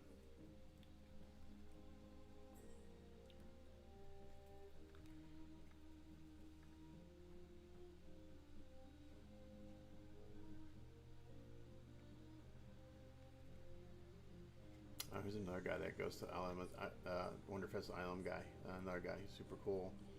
He worked on their prequels. He did like a lot of the model making for Naboo. So like a lot of the buildings in Naboo, he actually was a model maker on those.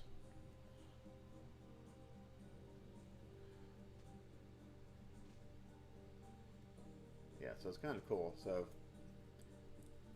kind of running both. When I go to Wonderfest, it's really hard for me to like, who do I hang out with? Do I hang out with my buddy Mark Havacan and all the figure guys, or do I go hang out with all the Star Wars guys? Because those guys are crazy, crazy talented model builders, and these guys are hardcore. These are the guys that go out and they're scratch building everything. They're trying to replicate what the original model makers did. They're sourcing all the original model parts. Jason Eaton is like the OG of Star Wars model making in the hobby world. And then that's kind of how I got to be on Tested that year, because I was able to display my Gundam, or Joseph's Gundam, on their table, and Norm was walking around and he's like, "That's really cool." I was like, "Yeah, I built that, did for the." So he asked me if I want to be interviewed. He's like, "Yeah." So I got to be on Tested that year. That's pretty cool. They're trying to get Adam Savage to come out to Wonderfest. It'd be nice if he makes a trip. He'd love it.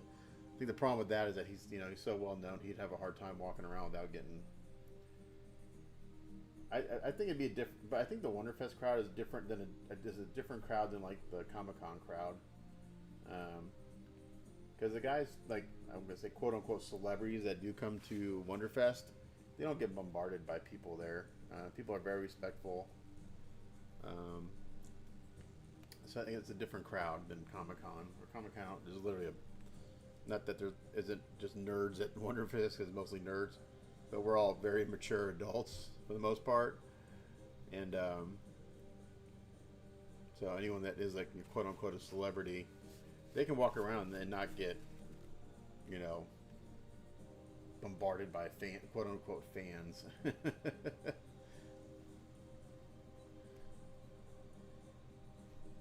I always wanted to go to Comic Con.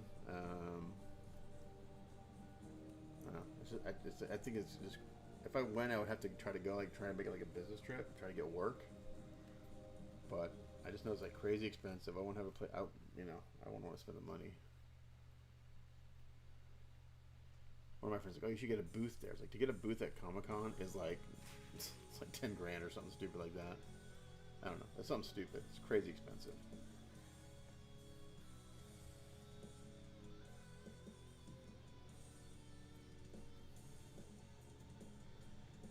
Yeah, Return of the Jedi. That's what it was. That was their 40th. Did you go to Wonderfest? Darren? I'm not sure if I know you or not.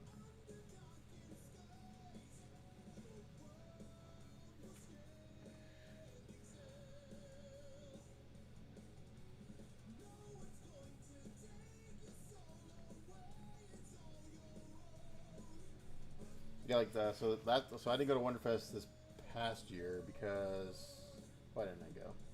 It was our 25th wedding anniversary. We just had so much going on. My daughter graduating, so I didn't go this year. This past 2025, I should say. So I'm definitely going 2026. But that year 2024, I was just kind of walking through the lobby, and this is how I got introduced to Norm and oh god, who's the other guy untested? The guy with the glasses who does a lot of 3D printing and stuff. Oh man, you've never been? Bring tons of money. You've never been? Bring a couple $1,000s. I used to save up through the year. I'd just put cash on the side. Like if I did a little freelance job, I'd put it on the side. So by the time I went, I'd have, you know, a couple $1,000s to spend. And the first few years, I'd blow through that really quick. Now I don't buy kits, so it's very easy for me to go and not buy anything.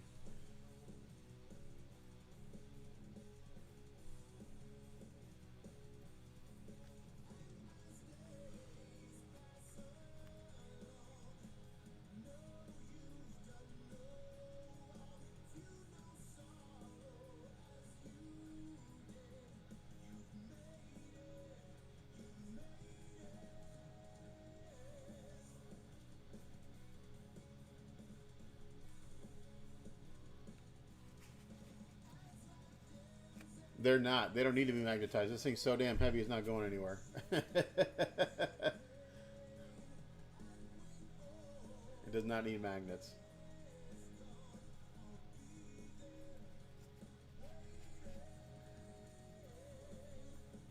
And way to get off subject, by the way. Thanks. I appreciate that. I'm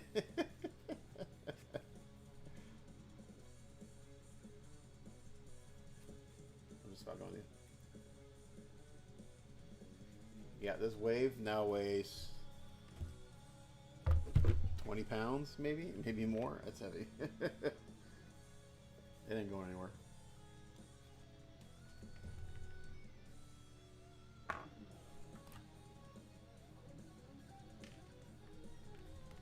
Okay, I'm gonna mix up one more little batch of Aves.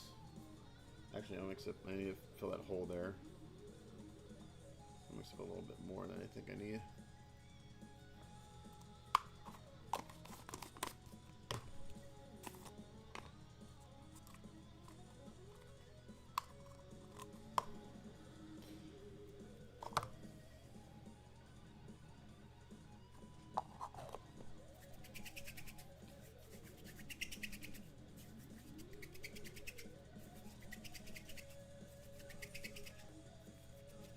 Oh, the board. Yes, the board is magnetized. I'm sorry. Yes, the surfboard is magnetized. I read that is the wave magnetized. The wave is not magnetized, but the board is magnetized. Yeah.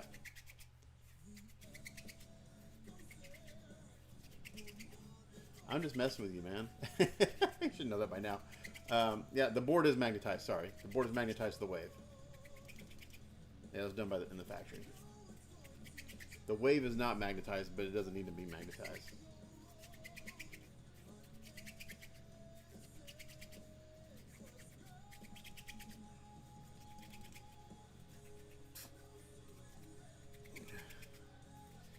If you can come, man, I think you would really enjoy it.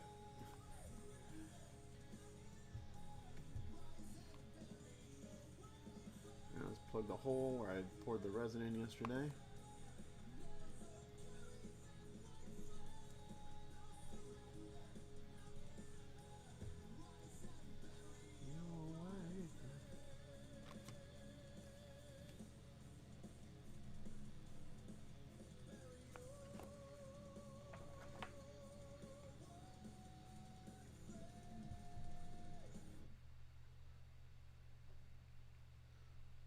I've got my meeting today with that solar guy, Tony. I'll let you know how it goes. Thank you for that email. It's going to be super helpful in asking questions and things. Now it just lets me understand a little bit more like how they're actually making money, because the government's basically giving them all the tax incentives for the equipment. That's how they're covering their equipment cost.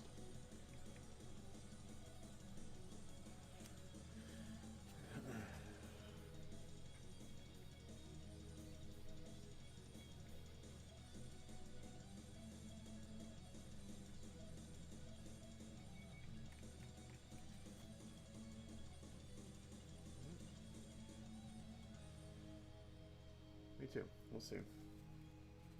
We got 5 today after I'm done working.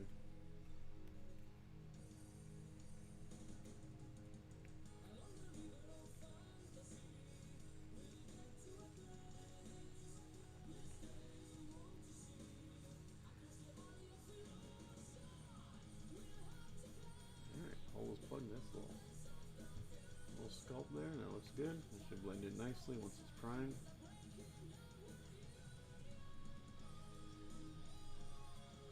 Okay. Got a little bit right here.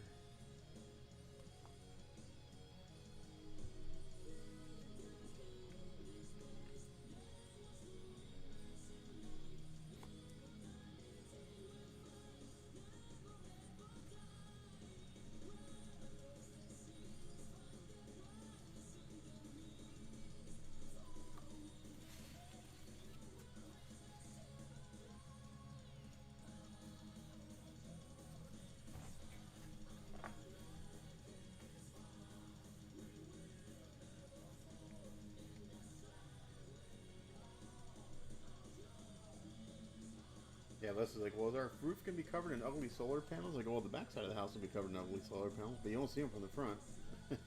Luckily, we're not in an HOA, because I'm sure if I was in an HOA, they have some stupid rule against it. We'll see. Yeah, you know, if I can save a couple $100 a month, even if I save $100 a month, you know, it's, to me, it's worth it. You know.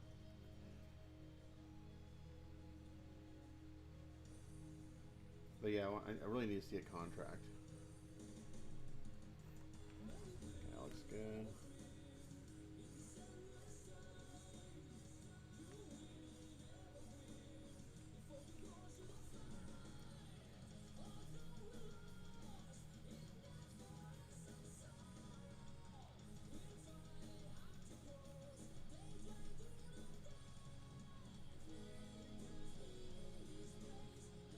What are you doing at 3 o'clock your time, Tony? You want to get on a conference call?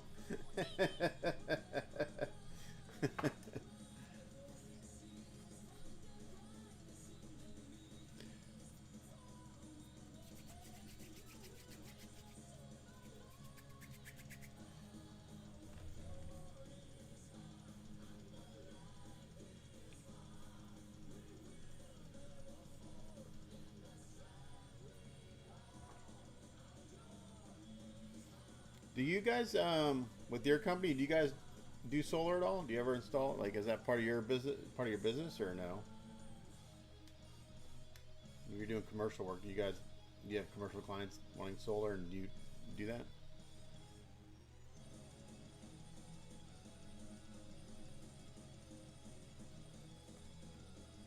My friend Jaime that you met, he when he worked at Penny's, he kind of spearheaded their solar initiative. Um, many years ago. It's been like 2012, 2011, 2012, somewhere in there. He was part of that. He was kind of like in charge of their solar. Oh, you just look it up. Gotcha.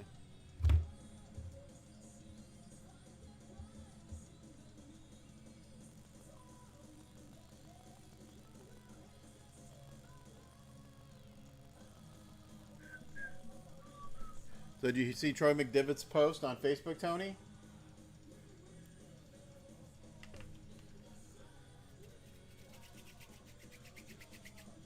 He's emerged.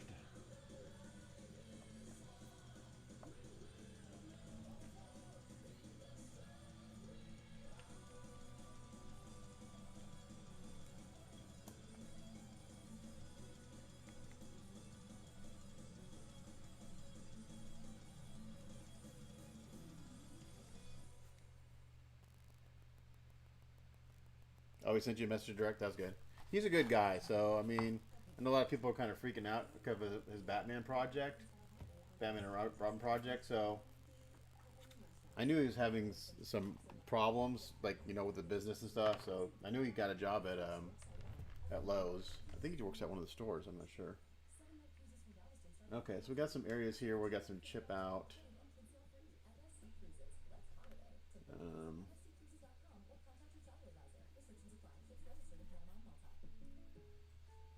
here and there.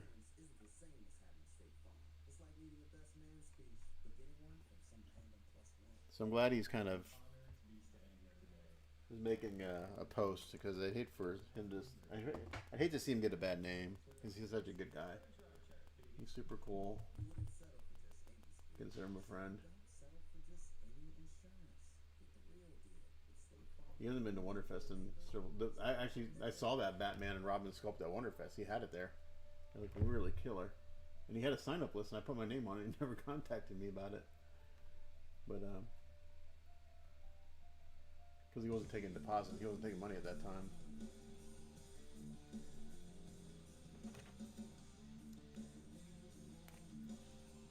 It's the Troy sculpt, so it's got that rough kind of.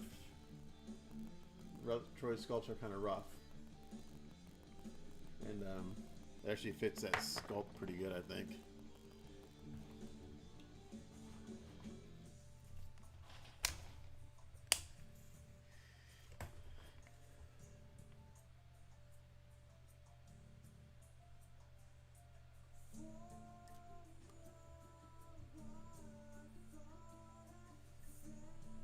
So when I saw that sculpt, that would have been 2000.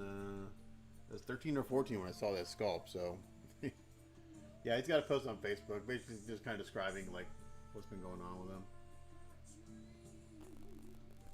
Like a cool, like a little cartoon he made.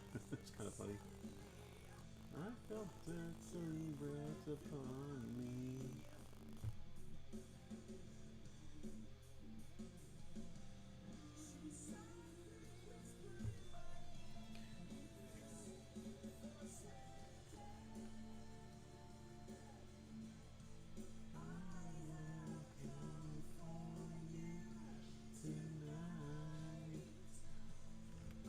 So I have some ideas for paint on the. I know we're just doing silver on the Surfer. Maybe some white eyes or glowing blue eyes would look cool. And for the base, I was thinking we do. I mean, we paint the plinth, the very bottom part black, but I go in and do some of those like galaxy clouds and some of the stars like I did on the Eternities, and maybe they have that come up on the wave just a little bit, and then do the wave in like iridescent colors. Dark iridescent colors. Look kind of cool.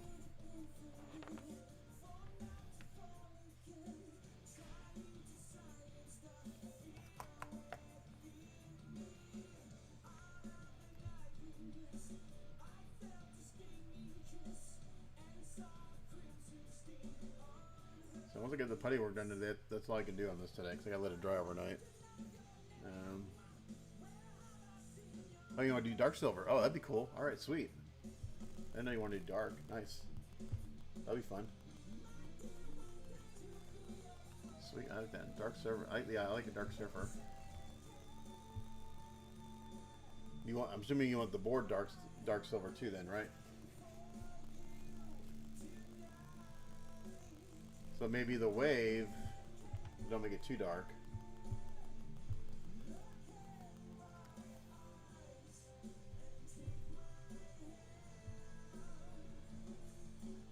Okay, let's see. Did I get everything? I think I may have got everything on the base.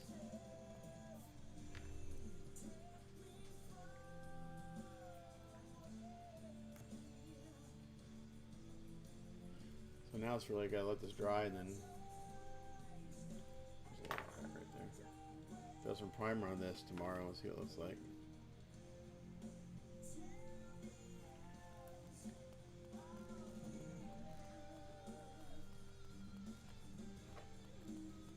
I don't think I've ever seen a dark server on this one, on this sculpt. Most of them I see are chromed. A guy asked me the other day about chroming his, and I told him to go to check out Creations in Chrome, and I looked up their website. I guess they're out of business. Their website's dead. And they haven't had a Facebook post in like 2.5 years. I have to look at that. That one. It's more like a gunmetal, right?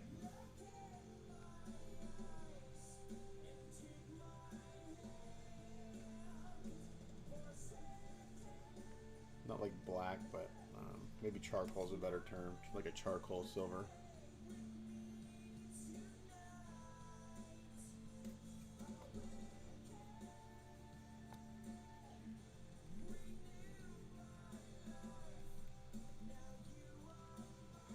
Yeah, I do that with like glowing white eyes or glowing blue eyes. That looks slick.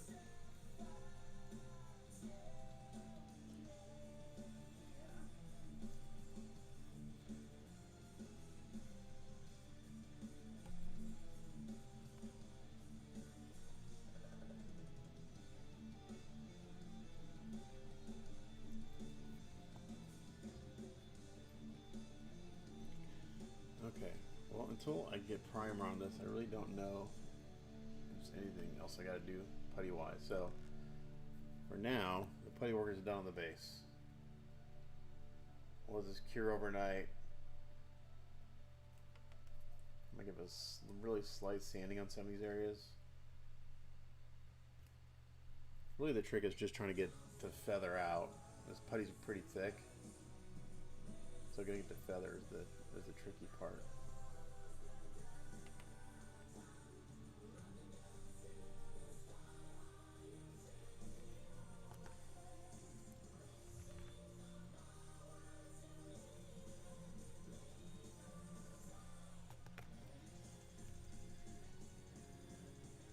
Okay, that hole looks good.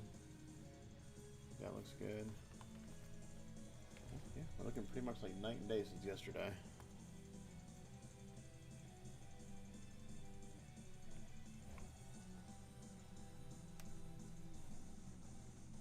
Okay, so this putty over here is what I put in first, and it's set up pretty good. It's not cured, but it's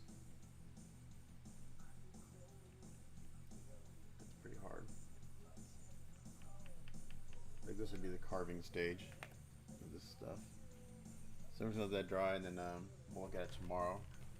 All right, look at this surfer over here, and that surfer's gonna look pretty scary because.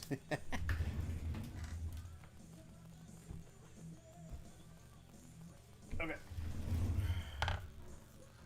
Actually, let me.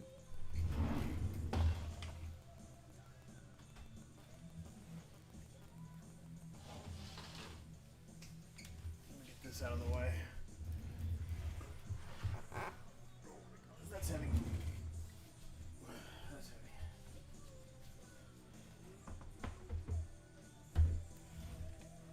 Okay. All right, Tony. So I did this morning before you came along is I So what I did on, so this is the leg that was broken. So, but before I put this leg on, I went in through the hip joint here, and I drilled 2 holes going through the hip into this leg, and I installed 2 steel rods. Then I glued this leg on, the broken leg, and I put 3 steel rods into the broken leg. So hopefully. So I figured out when I turn on my camera software, the Ozbot for the cameras, that's when the video goes kind of sketchy. I'm not sure why. But I need to zoom out here.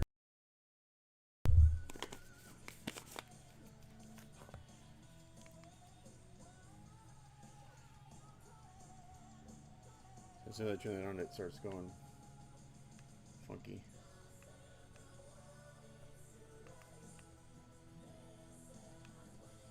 There we go. I'm not going to turn this off because it's, I don't know. Yeah, so the legs should be good. So the main purpose of those rods is to prevent like any, if it wants to twist at all. So it should be good. So now I gotta go through and I gotta clean this up because he's really messy right now. Basically, I just need to kind of sand him down, I think. So the guy got glue a little bit everywhere.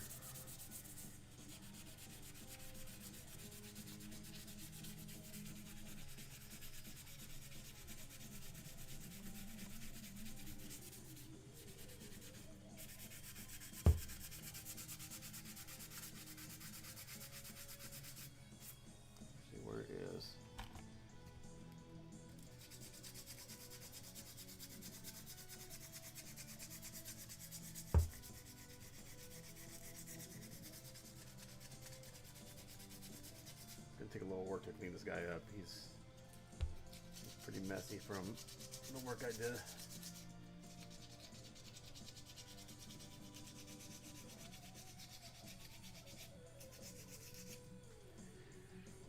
My goal is to do this without breaking any fingers. That's my goal.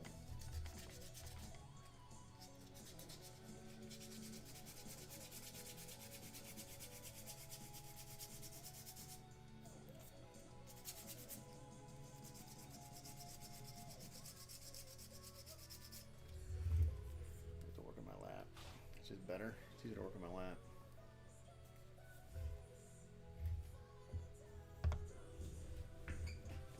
Away from the bench.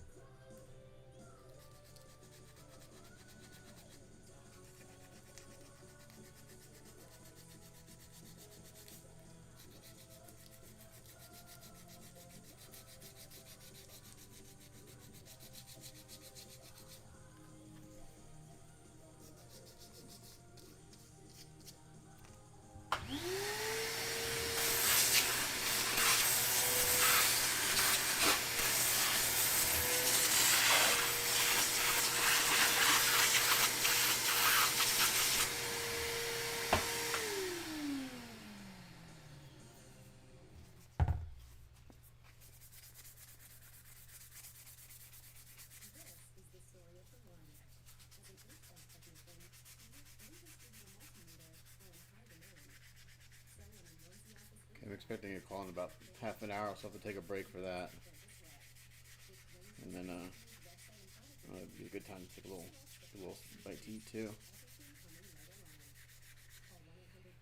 If I get all the putty on the day, that's good. I'm gonna let that cure overnight.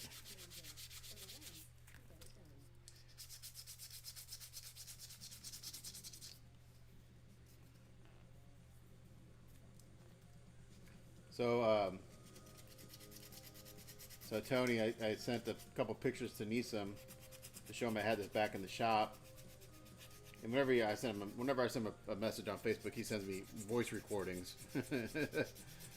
So he sent me. I woke up to 4 voice recordings, and he told me that when he sold this to Demetrios, the only reason he sold it to Demetrios is because Demetrios told him he would never sell it.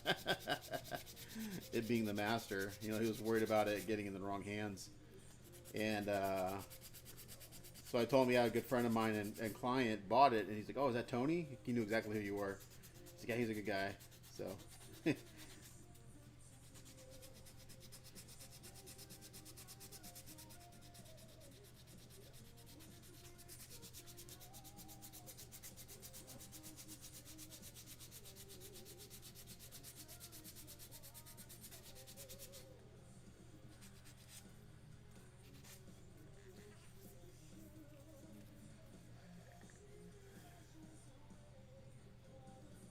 Oh, he'll see it. I mean, he follows me on Facebook. At least I think he does. Yeah, we'll send pictures. There's a few still out there because a couple people replied to my post. You know, the first work in progress post that they still have theirs unpainted. So they're still out there.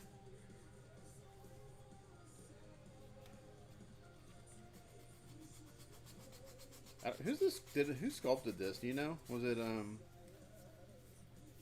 Sheridan Deuce or was this Avi? I don't remember who sculpted this.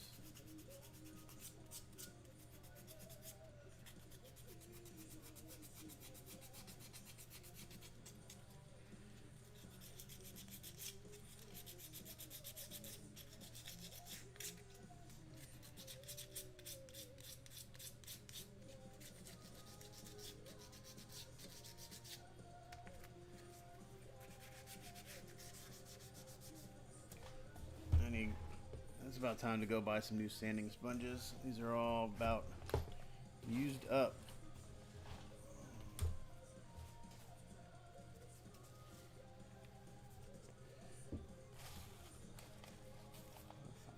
There we go. That one's pretty new. Every few years I gotta clean out. Every few years I gotta clean out my sanding sponge drawer and get all new ones because I cut them up into little pieces and they get used and abused and.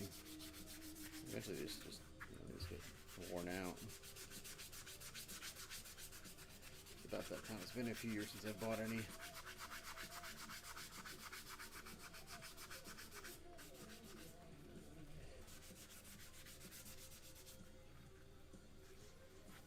I think Sheridan sculpted it too.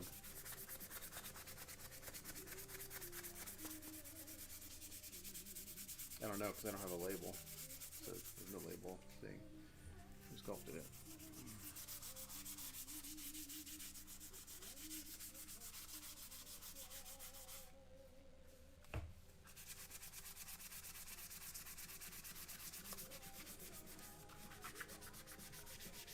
So all this primer you see here, this is the primer that I had sprayed on this guy 6 years ago. You see white or light areas, that's the factory. The dark is me, what I put on them. And then that's the bare resin right there, the bare print. That kind of greenish area is like the bare print.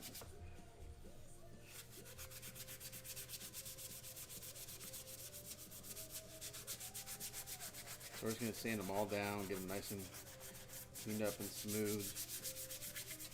You know, work on redoing the putty work around the legs. Lucky the arms and the head survived. That's the fix anything on there.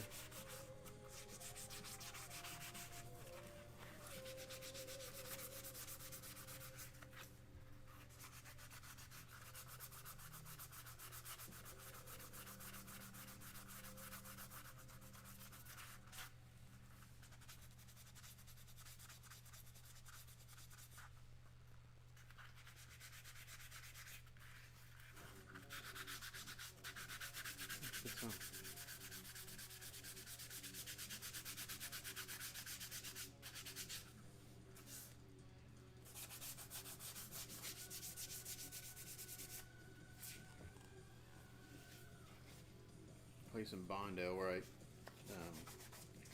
the areas where I carved where I trimmed the metal rods, it'll be easier to shape. You can just fill it and sand it to shape.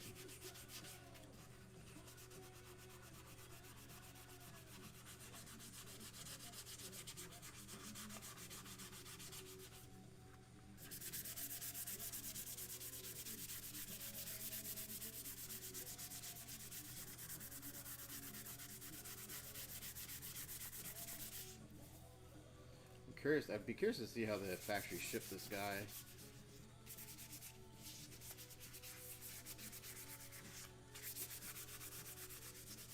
I doubt they put it all in one box.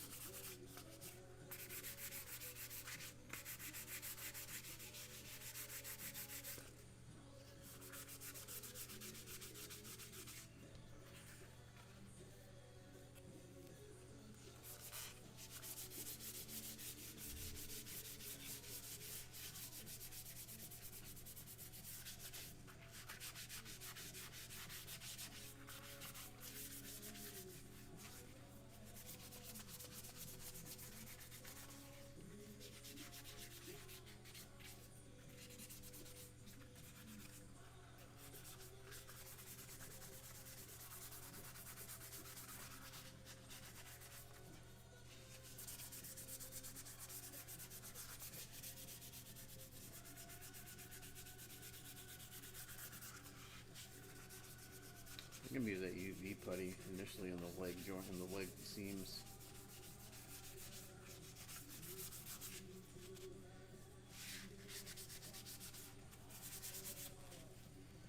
Yeah, it's hard to describe. This reminds me of the Venom we did last year, Tony.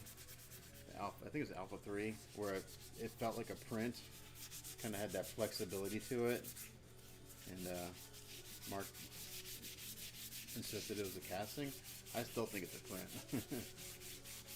This has that same kind of feel, and the way it's hard to describe unless you work with model kits every day. But like the material has a different sound to it when I tap it. It's got a different feel to it. This feels like, you know, this is a 3D print, so I still think that Venom is a print.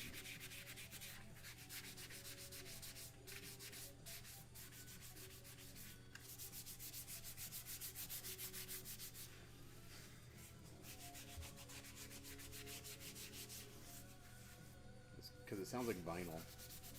When you work on it, when you tap it, it's got the sound of vinyl, not resin. It's a different sound. It's hard to describe.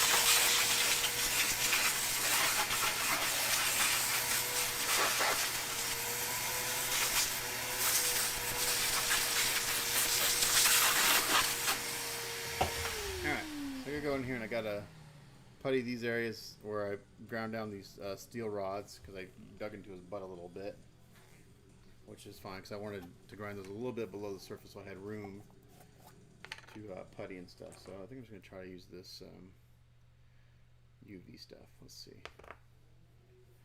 A good song. Alexa, volume up.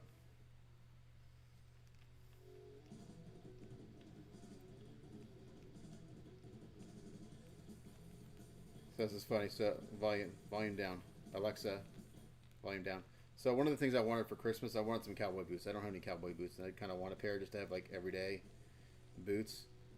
And so it was funny. I had been listening to Megadeth in my car on my phone, and then I went to the Cavender's Boot City or Boot Barn, whatever, to look at boots. And as a big old black dude greets me at the door because I work on commission. He's like, "Hey, is there anything gonna help you?" I was like, "Yeah, I'm looking for boots. You know, I haven't owned boots since I was like 5 or 6 years old." And so he's walking me back to where my sizes are, and my phone, for whatever reason, starts playing Megadeth. And he's like, "Man, I never thought that's the last thing I expected to hear in this store is Megadeth." So this big old black dude who was helping me out. So man, he's like, "Yeah, I love them. They're so good." And so we talked Megadeth for like 20 minutes as I was looking at boots. It was the funniest thing.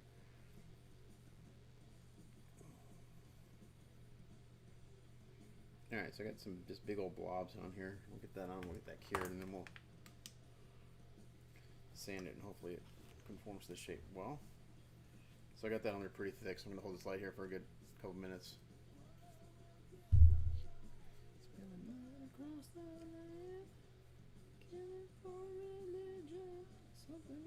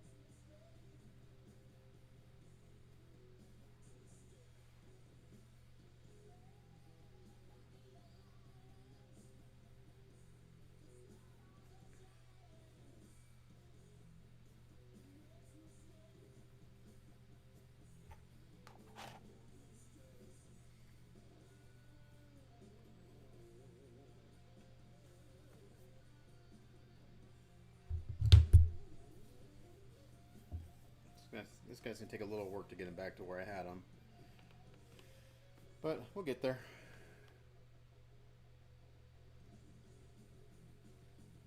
Always looks worse before it looks better.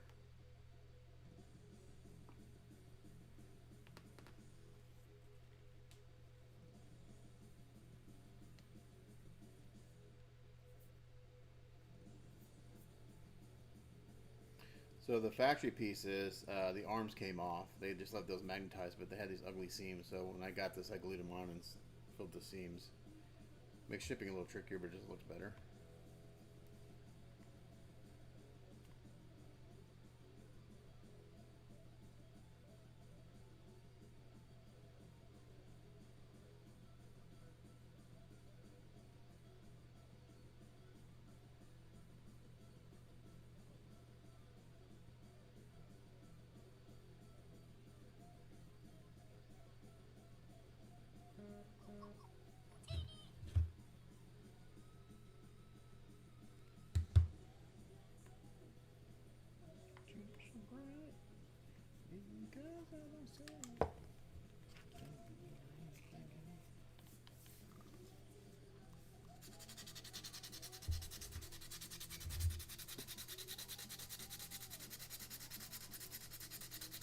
So this is pretty aggressive. This is like 80 grit sandpaper, but I just want to sand this down quickly.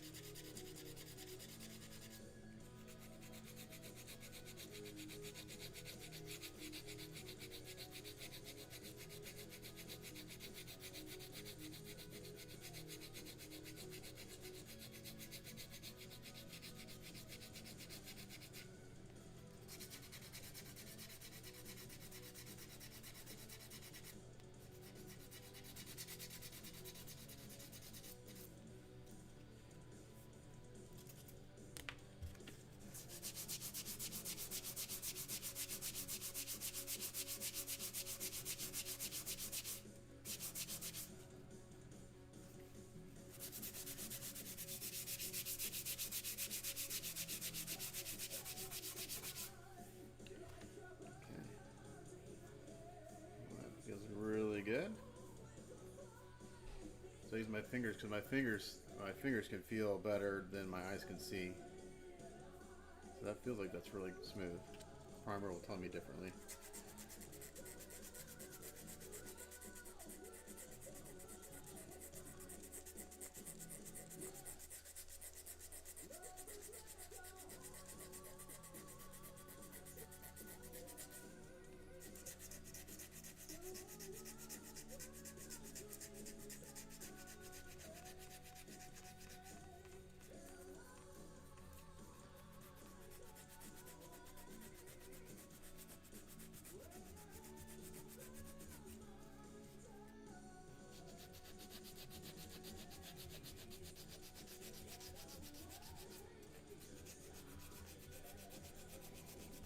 When I take my call at noon, I'll just mute the mic and I'll just keep working, and I can talk while I'm working.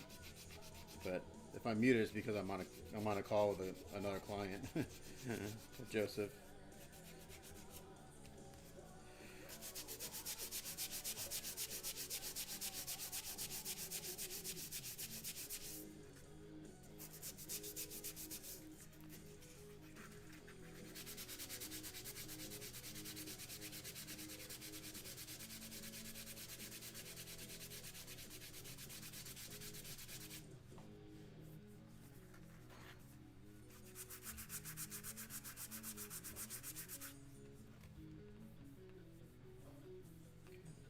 Good. Let's do this little spot here. Seems to work pretty good.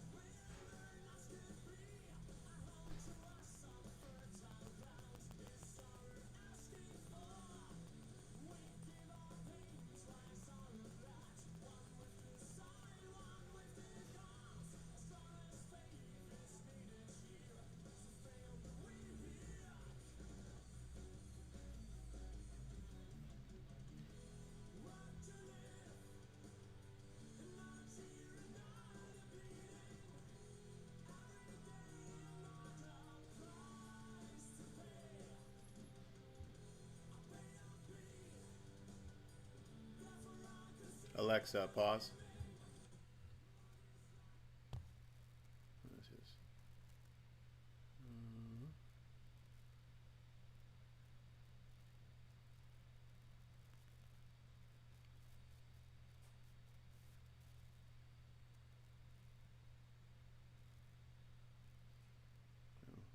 Spotify. So a buddy of mine did an AI version of one of our songs from our band.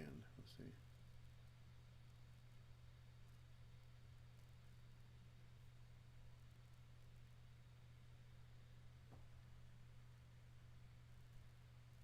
Use Spotify.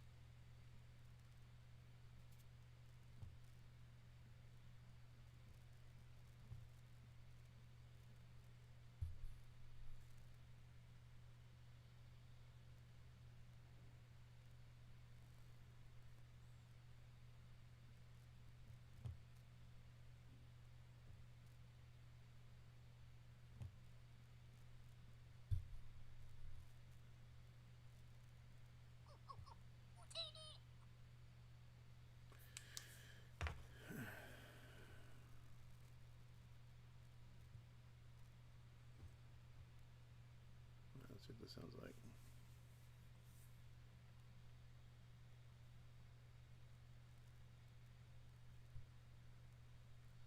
Sure.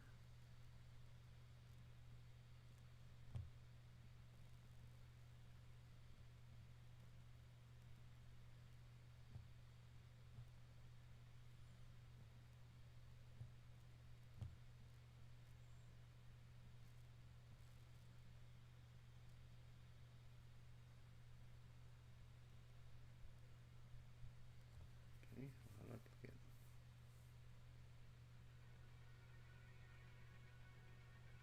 Speaking of marketing, one of today's greatest marketing triumphs in the entertainment field is video games. It's a business that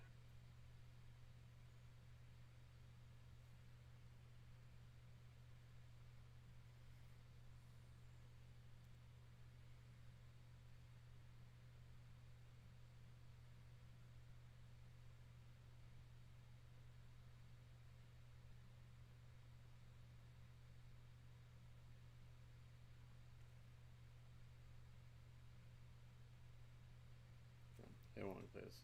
Alexa, play.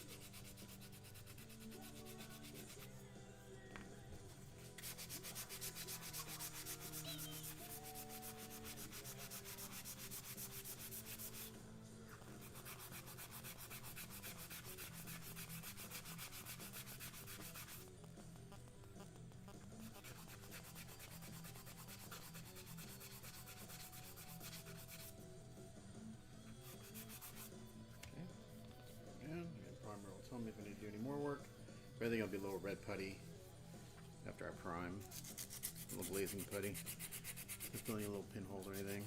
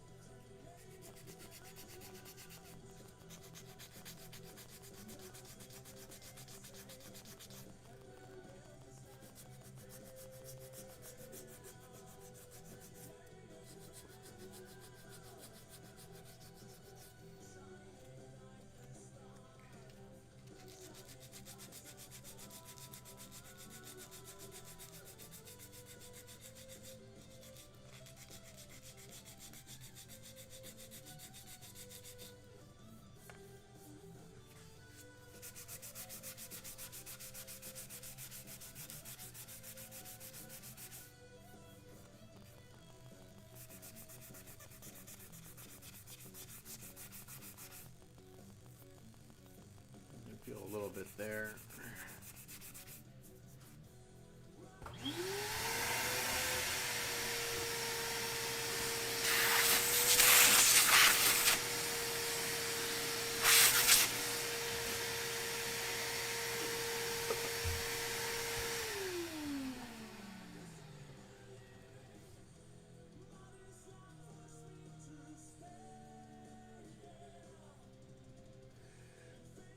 Excuse me.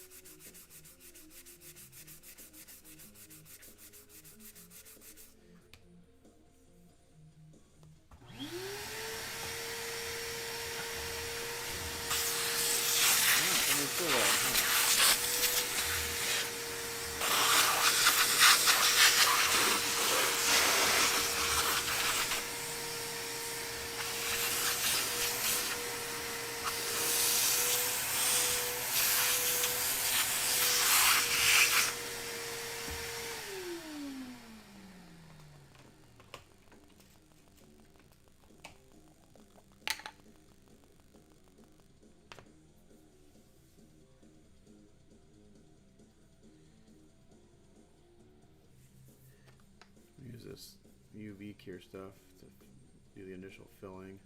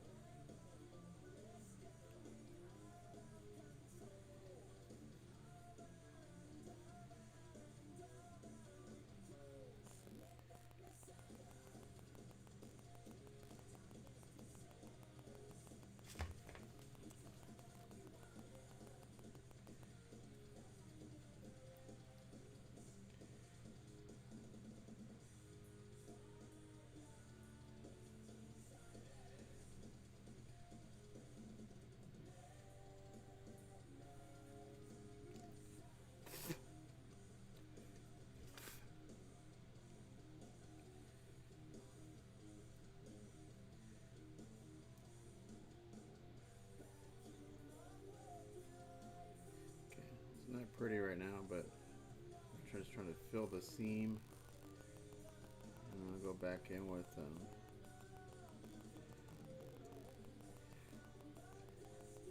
I really wish I had some Everglaze,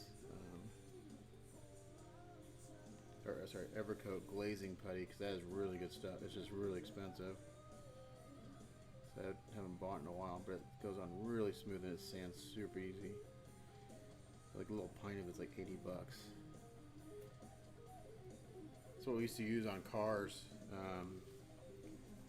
as a final filler before we did any priming. It'd fill in most of our sand scratch, well actually fill in all our sand scratches. Give a really smooth finish before you go in and start priming.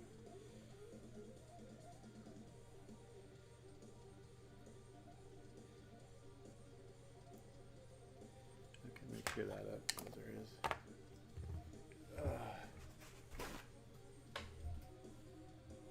Oh, this is dust.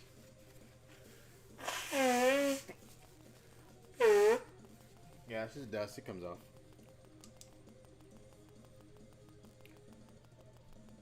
All my clothes, 90% of my clothes have paint on them. And this shirt is a work shirt, so if I get paint on this shirt, I don't care what happens to this shirt. It's an old, I've had this shirt for like, God, probably 8 or 9 years. I got it at Penny's when I worked there. I got the shirt shortly after Avengers, Captain America came out.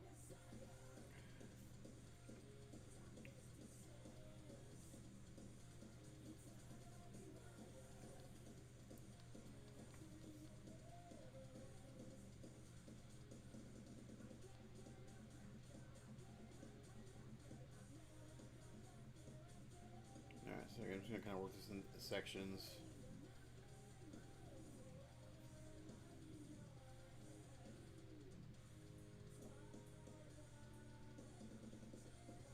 Might be able to get the first round of primer on stuff for today. That'd be actually really good if I could do that. I think the wave is going to need, we'll see.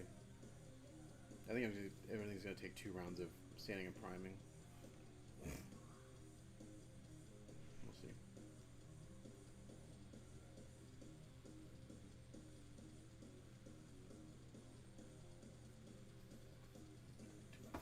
It's getting warm up here. It's going to be like almost 80 degrees here today. Freaking Texas. It was snowing this time last year.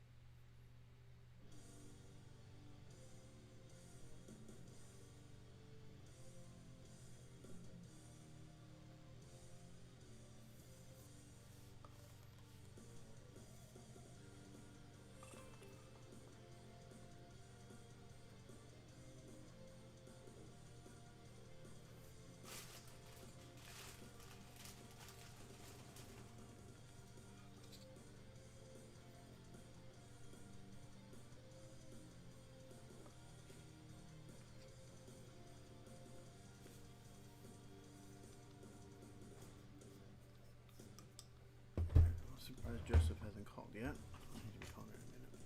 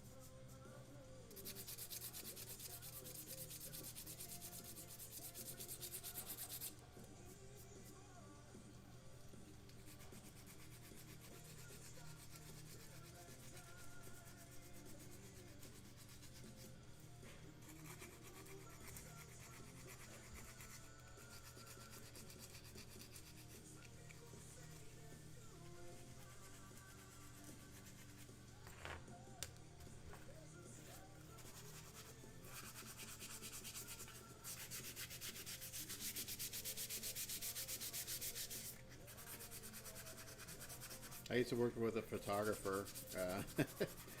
Um,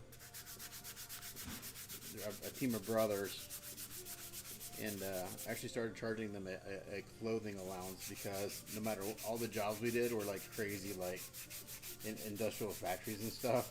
I started charging them for my clothes because every time I worked with them, whatever I was wearing got absolutely destroyed.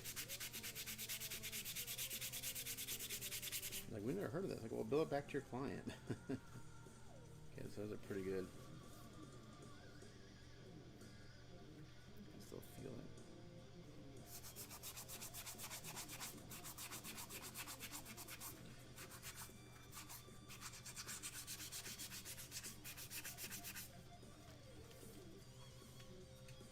I use a little body filler because a little Bondo.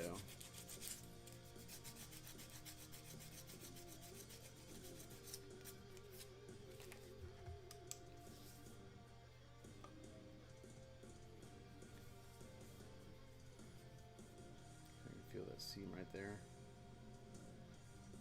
I just need something I can feather out better.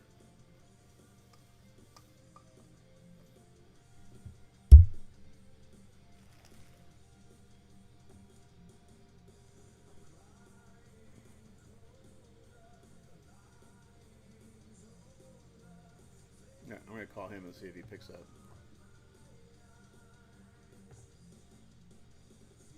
I'm gonna mute, guys.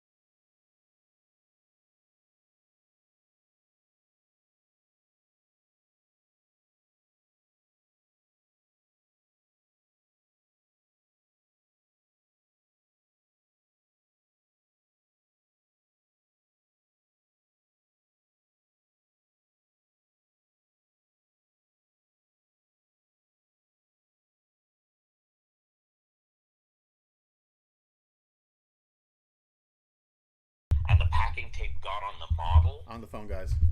Sorry.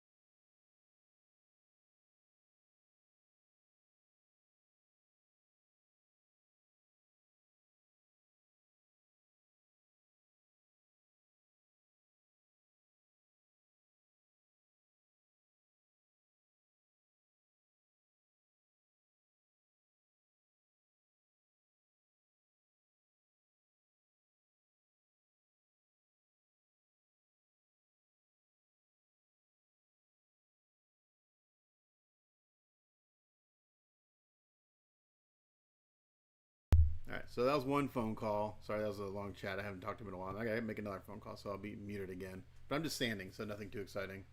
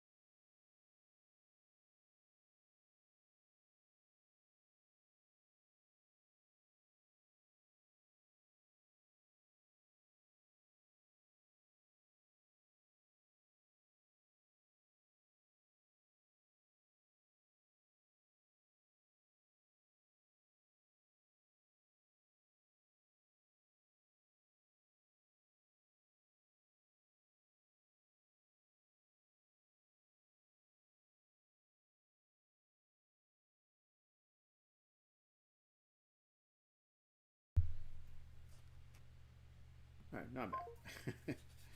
All right, so I just put some.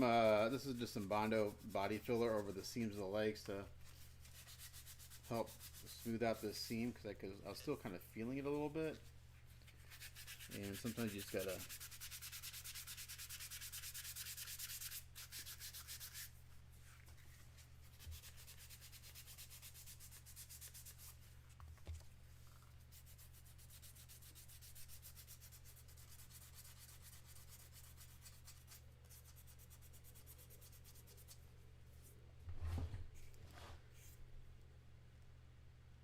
This guy? It's just a quarter scale Silver Surfer. He may be a little bit bigger. He may be closer to 1/3 or 3.5. As you mentioned, he may be a little bit bigger than 1/4 scale.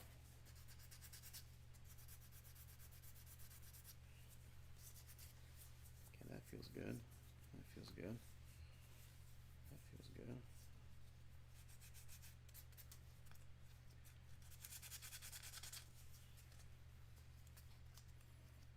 Yeah, it's just sanding these areas is a pain in the ass, but that's just part of the job.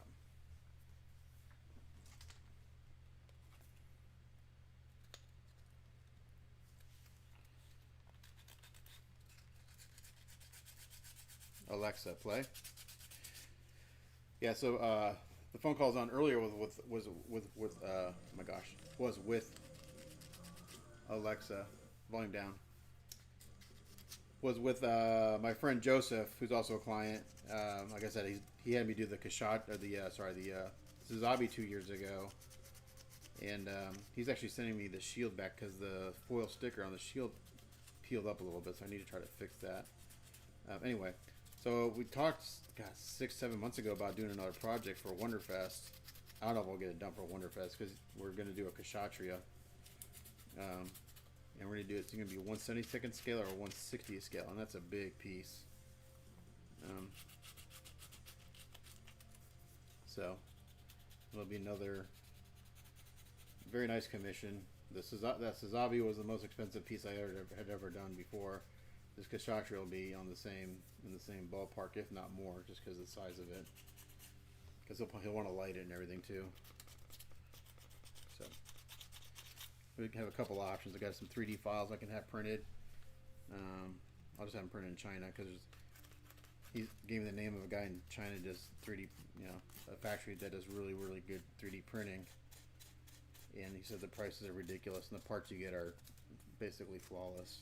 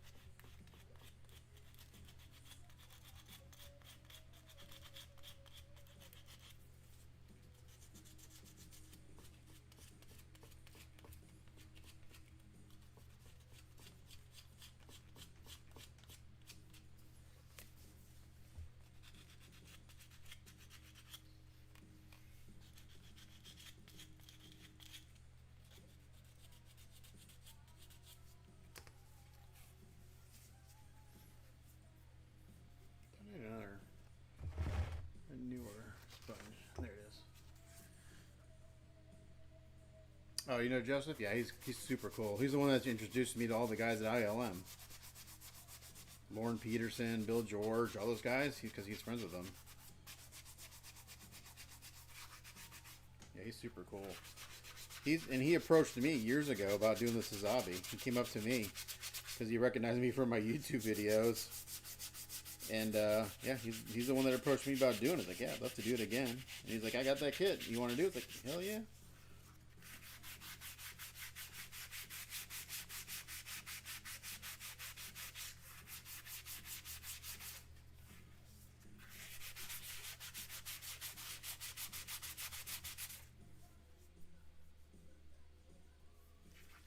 I think that feels okay.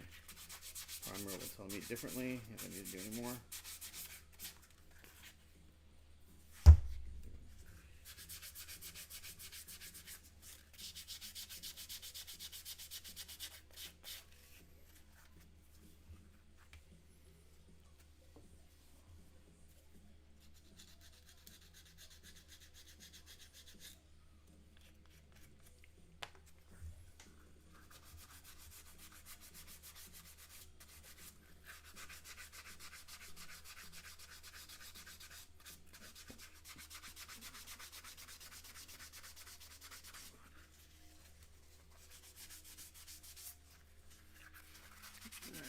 Alright, especially look at this.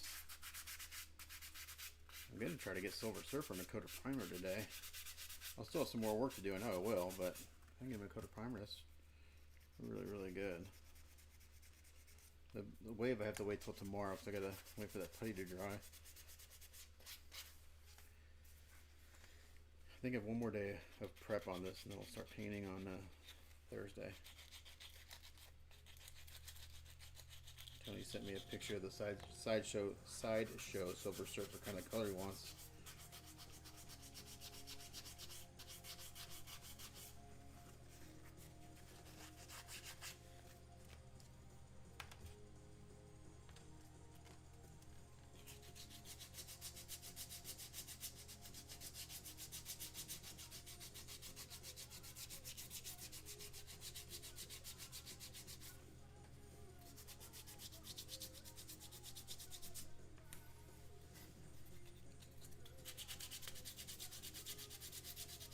So it's kind of cool to have a client like that doesn't mind hiring someone like me to do the Gundams, because I do like doing the Gundams. It's just to hire me to do them, it's just insanely expensive, and he's okay with that. Yeah. Obviously, he's not like limitless, budget, but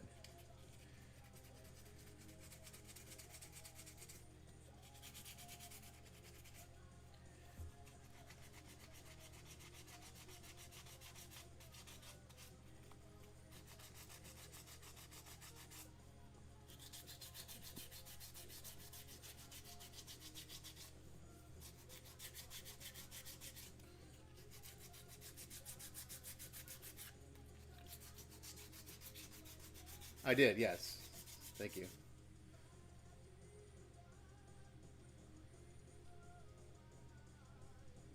Yeah, so it's more of a, it's not as dark as I thought it would be, but I like that. I like that color.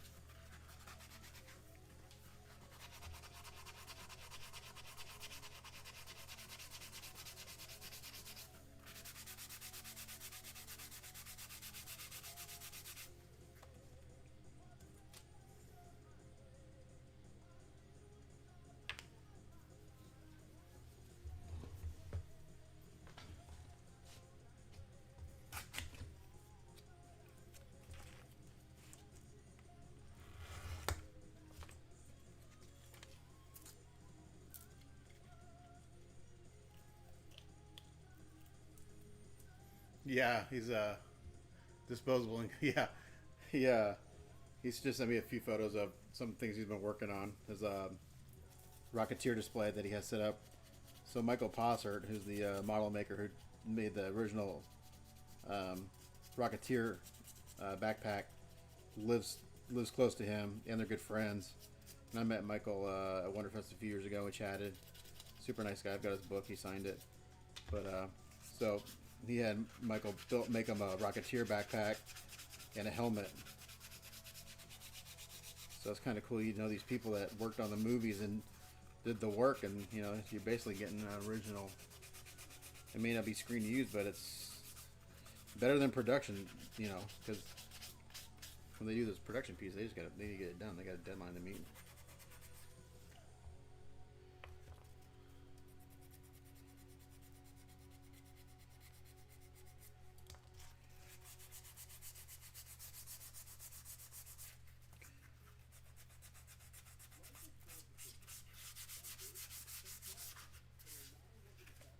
Okay.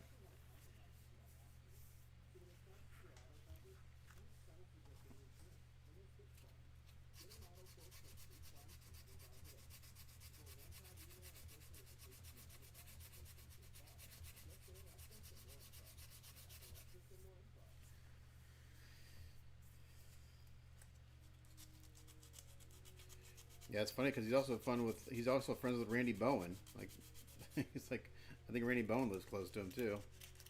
It's kind of crazy.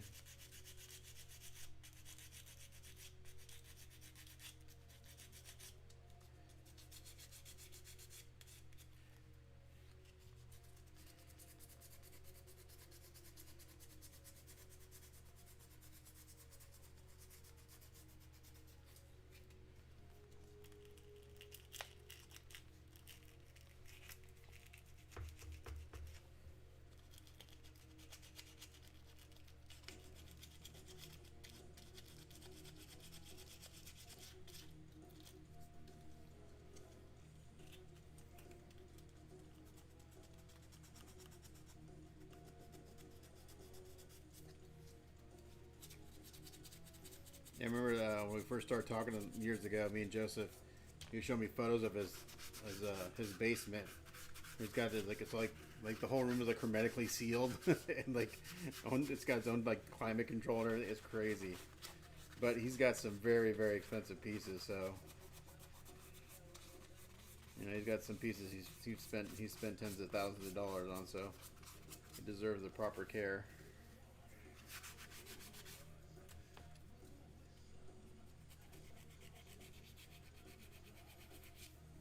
I'm just lucky there are people like him and Tony and all these other guys that collect, because it gives me a job doing what I love to do.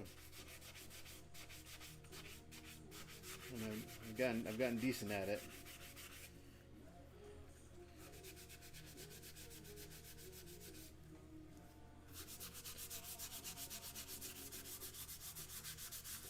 Okay.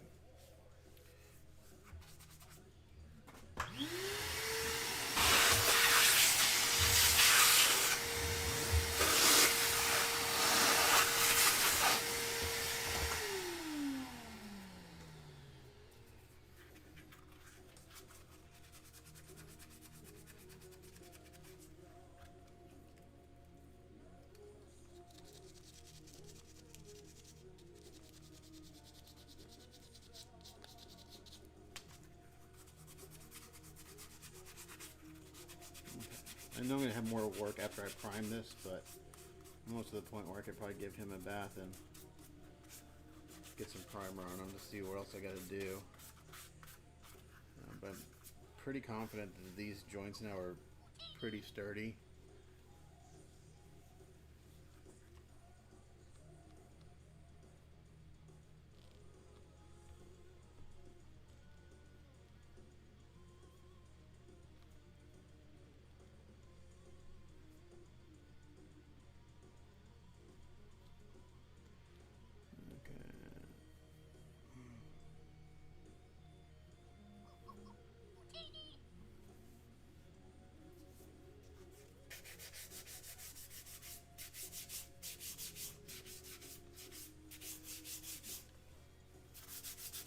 So does anyone follow Michael Fichtenmeyer by any chance? Fitch and Foo? We used to be friends and he blocked me on Facebook years ago because I made fun of Obama. I make fun of all the presidents and I lose friends over it, but you know what? Whatever. If you're that sensitive about a political figurehead and you got more things to worry about. But we used to be friends, man, and if you follow me personally, you know I'm not a fan of Trump. I make fun of him and everyone. I make fun of everyone. I don't care who's in office. They're all stupid, in my opinion. They're all just out for themselves and their donors. Anyway, I don't want to talk about politics. But anyway, he blocked me. I follow him on Instagram. He's been doing some pretty cool work. He's a super talented model maker.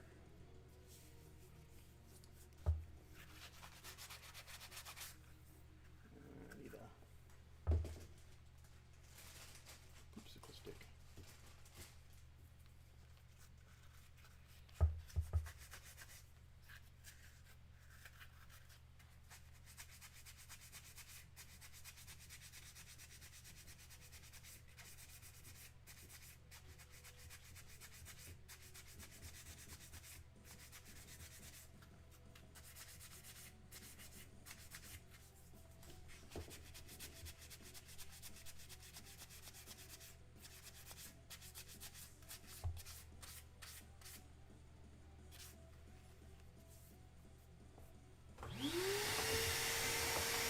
Ooh, dusty.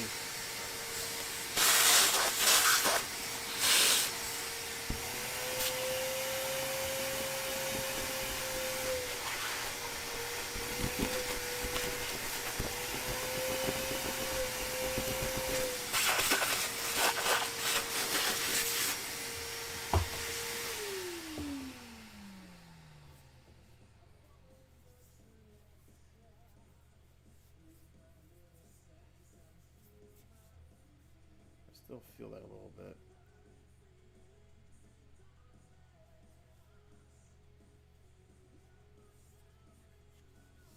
We'll see how it turns out when I prime it.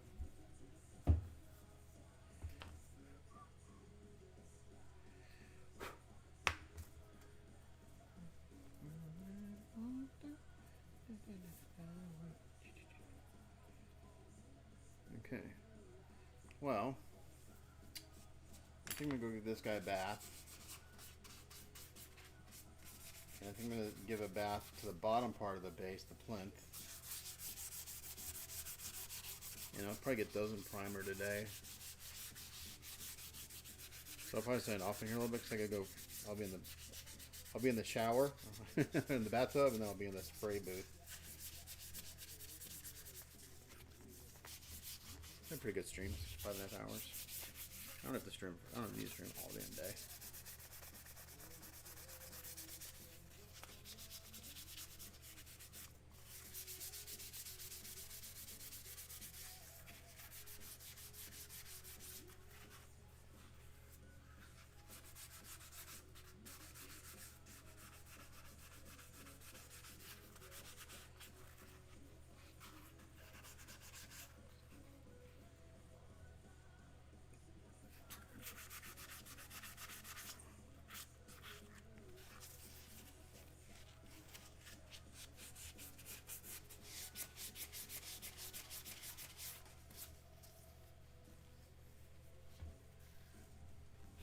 No, we're not doing all clad. So we're gonna do. He wants like a. If you look at the Tony sent me a photo of the Sideshow Silver Surfer, so it's more of a darker steel or darker silver. So it's gonna go a silver tone, but a darker silver. We're not doing chrome. Vallejo Metallics had a really good color. I don't have any right now, but it actually would be a really good color for it. One of their metal colors. I think I'm all out of them.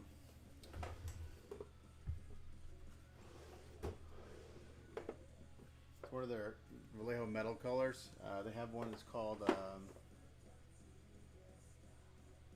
dull aluminum. That'd probably be a little too bright. There's one called I can't remember, magnesium or something would be actually a really good color. So I think it's magnesium.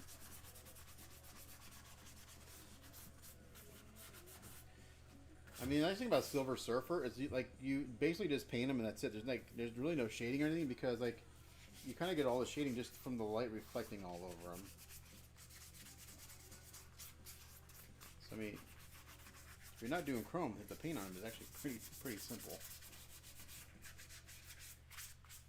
Okay, well this guy needs a bath. I'm gonna I can put the I get the surfboard in primer today maybe. That'd be good. See if that needs any additional work on it.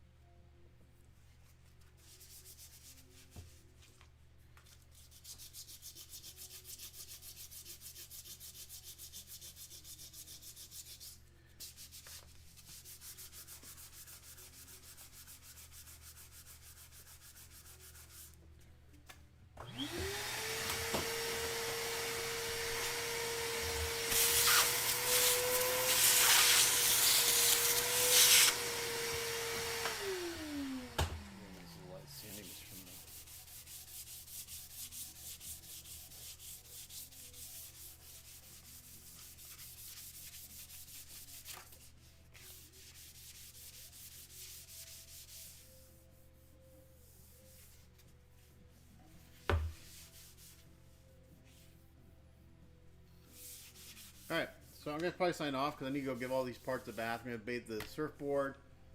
I'm going to bathe the surfer. And I do need to get the plinth, the light sanding. Oh, son of a bitch.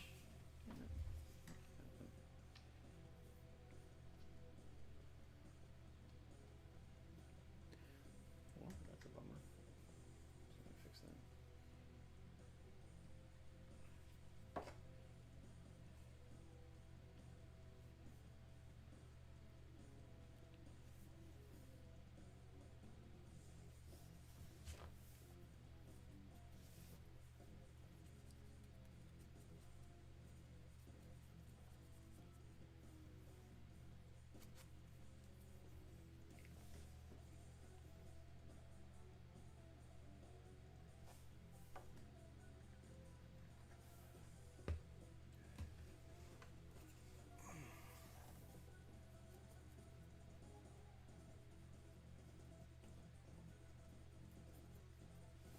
Graphite powder, actually the Kosu Gin Sun powder would actually work really good on this, but the problem is you really can't handle it, and you can't seal it. So I did a Silver Surfer. Oh no, I didn't use. I actually sprayed a chrome on it, and the last level Silver Surfer I did was it 2 years ago on the big hand. That was done with the Traxxas like chrome spray paint I've used, and it looks great. It's like any chrome paint, you just can't touch it. I told him, like, you just don't handle it too much and it'll be fine. So you put it up and display it. Maybe you're not playing with it, so it's not like you're handling it. So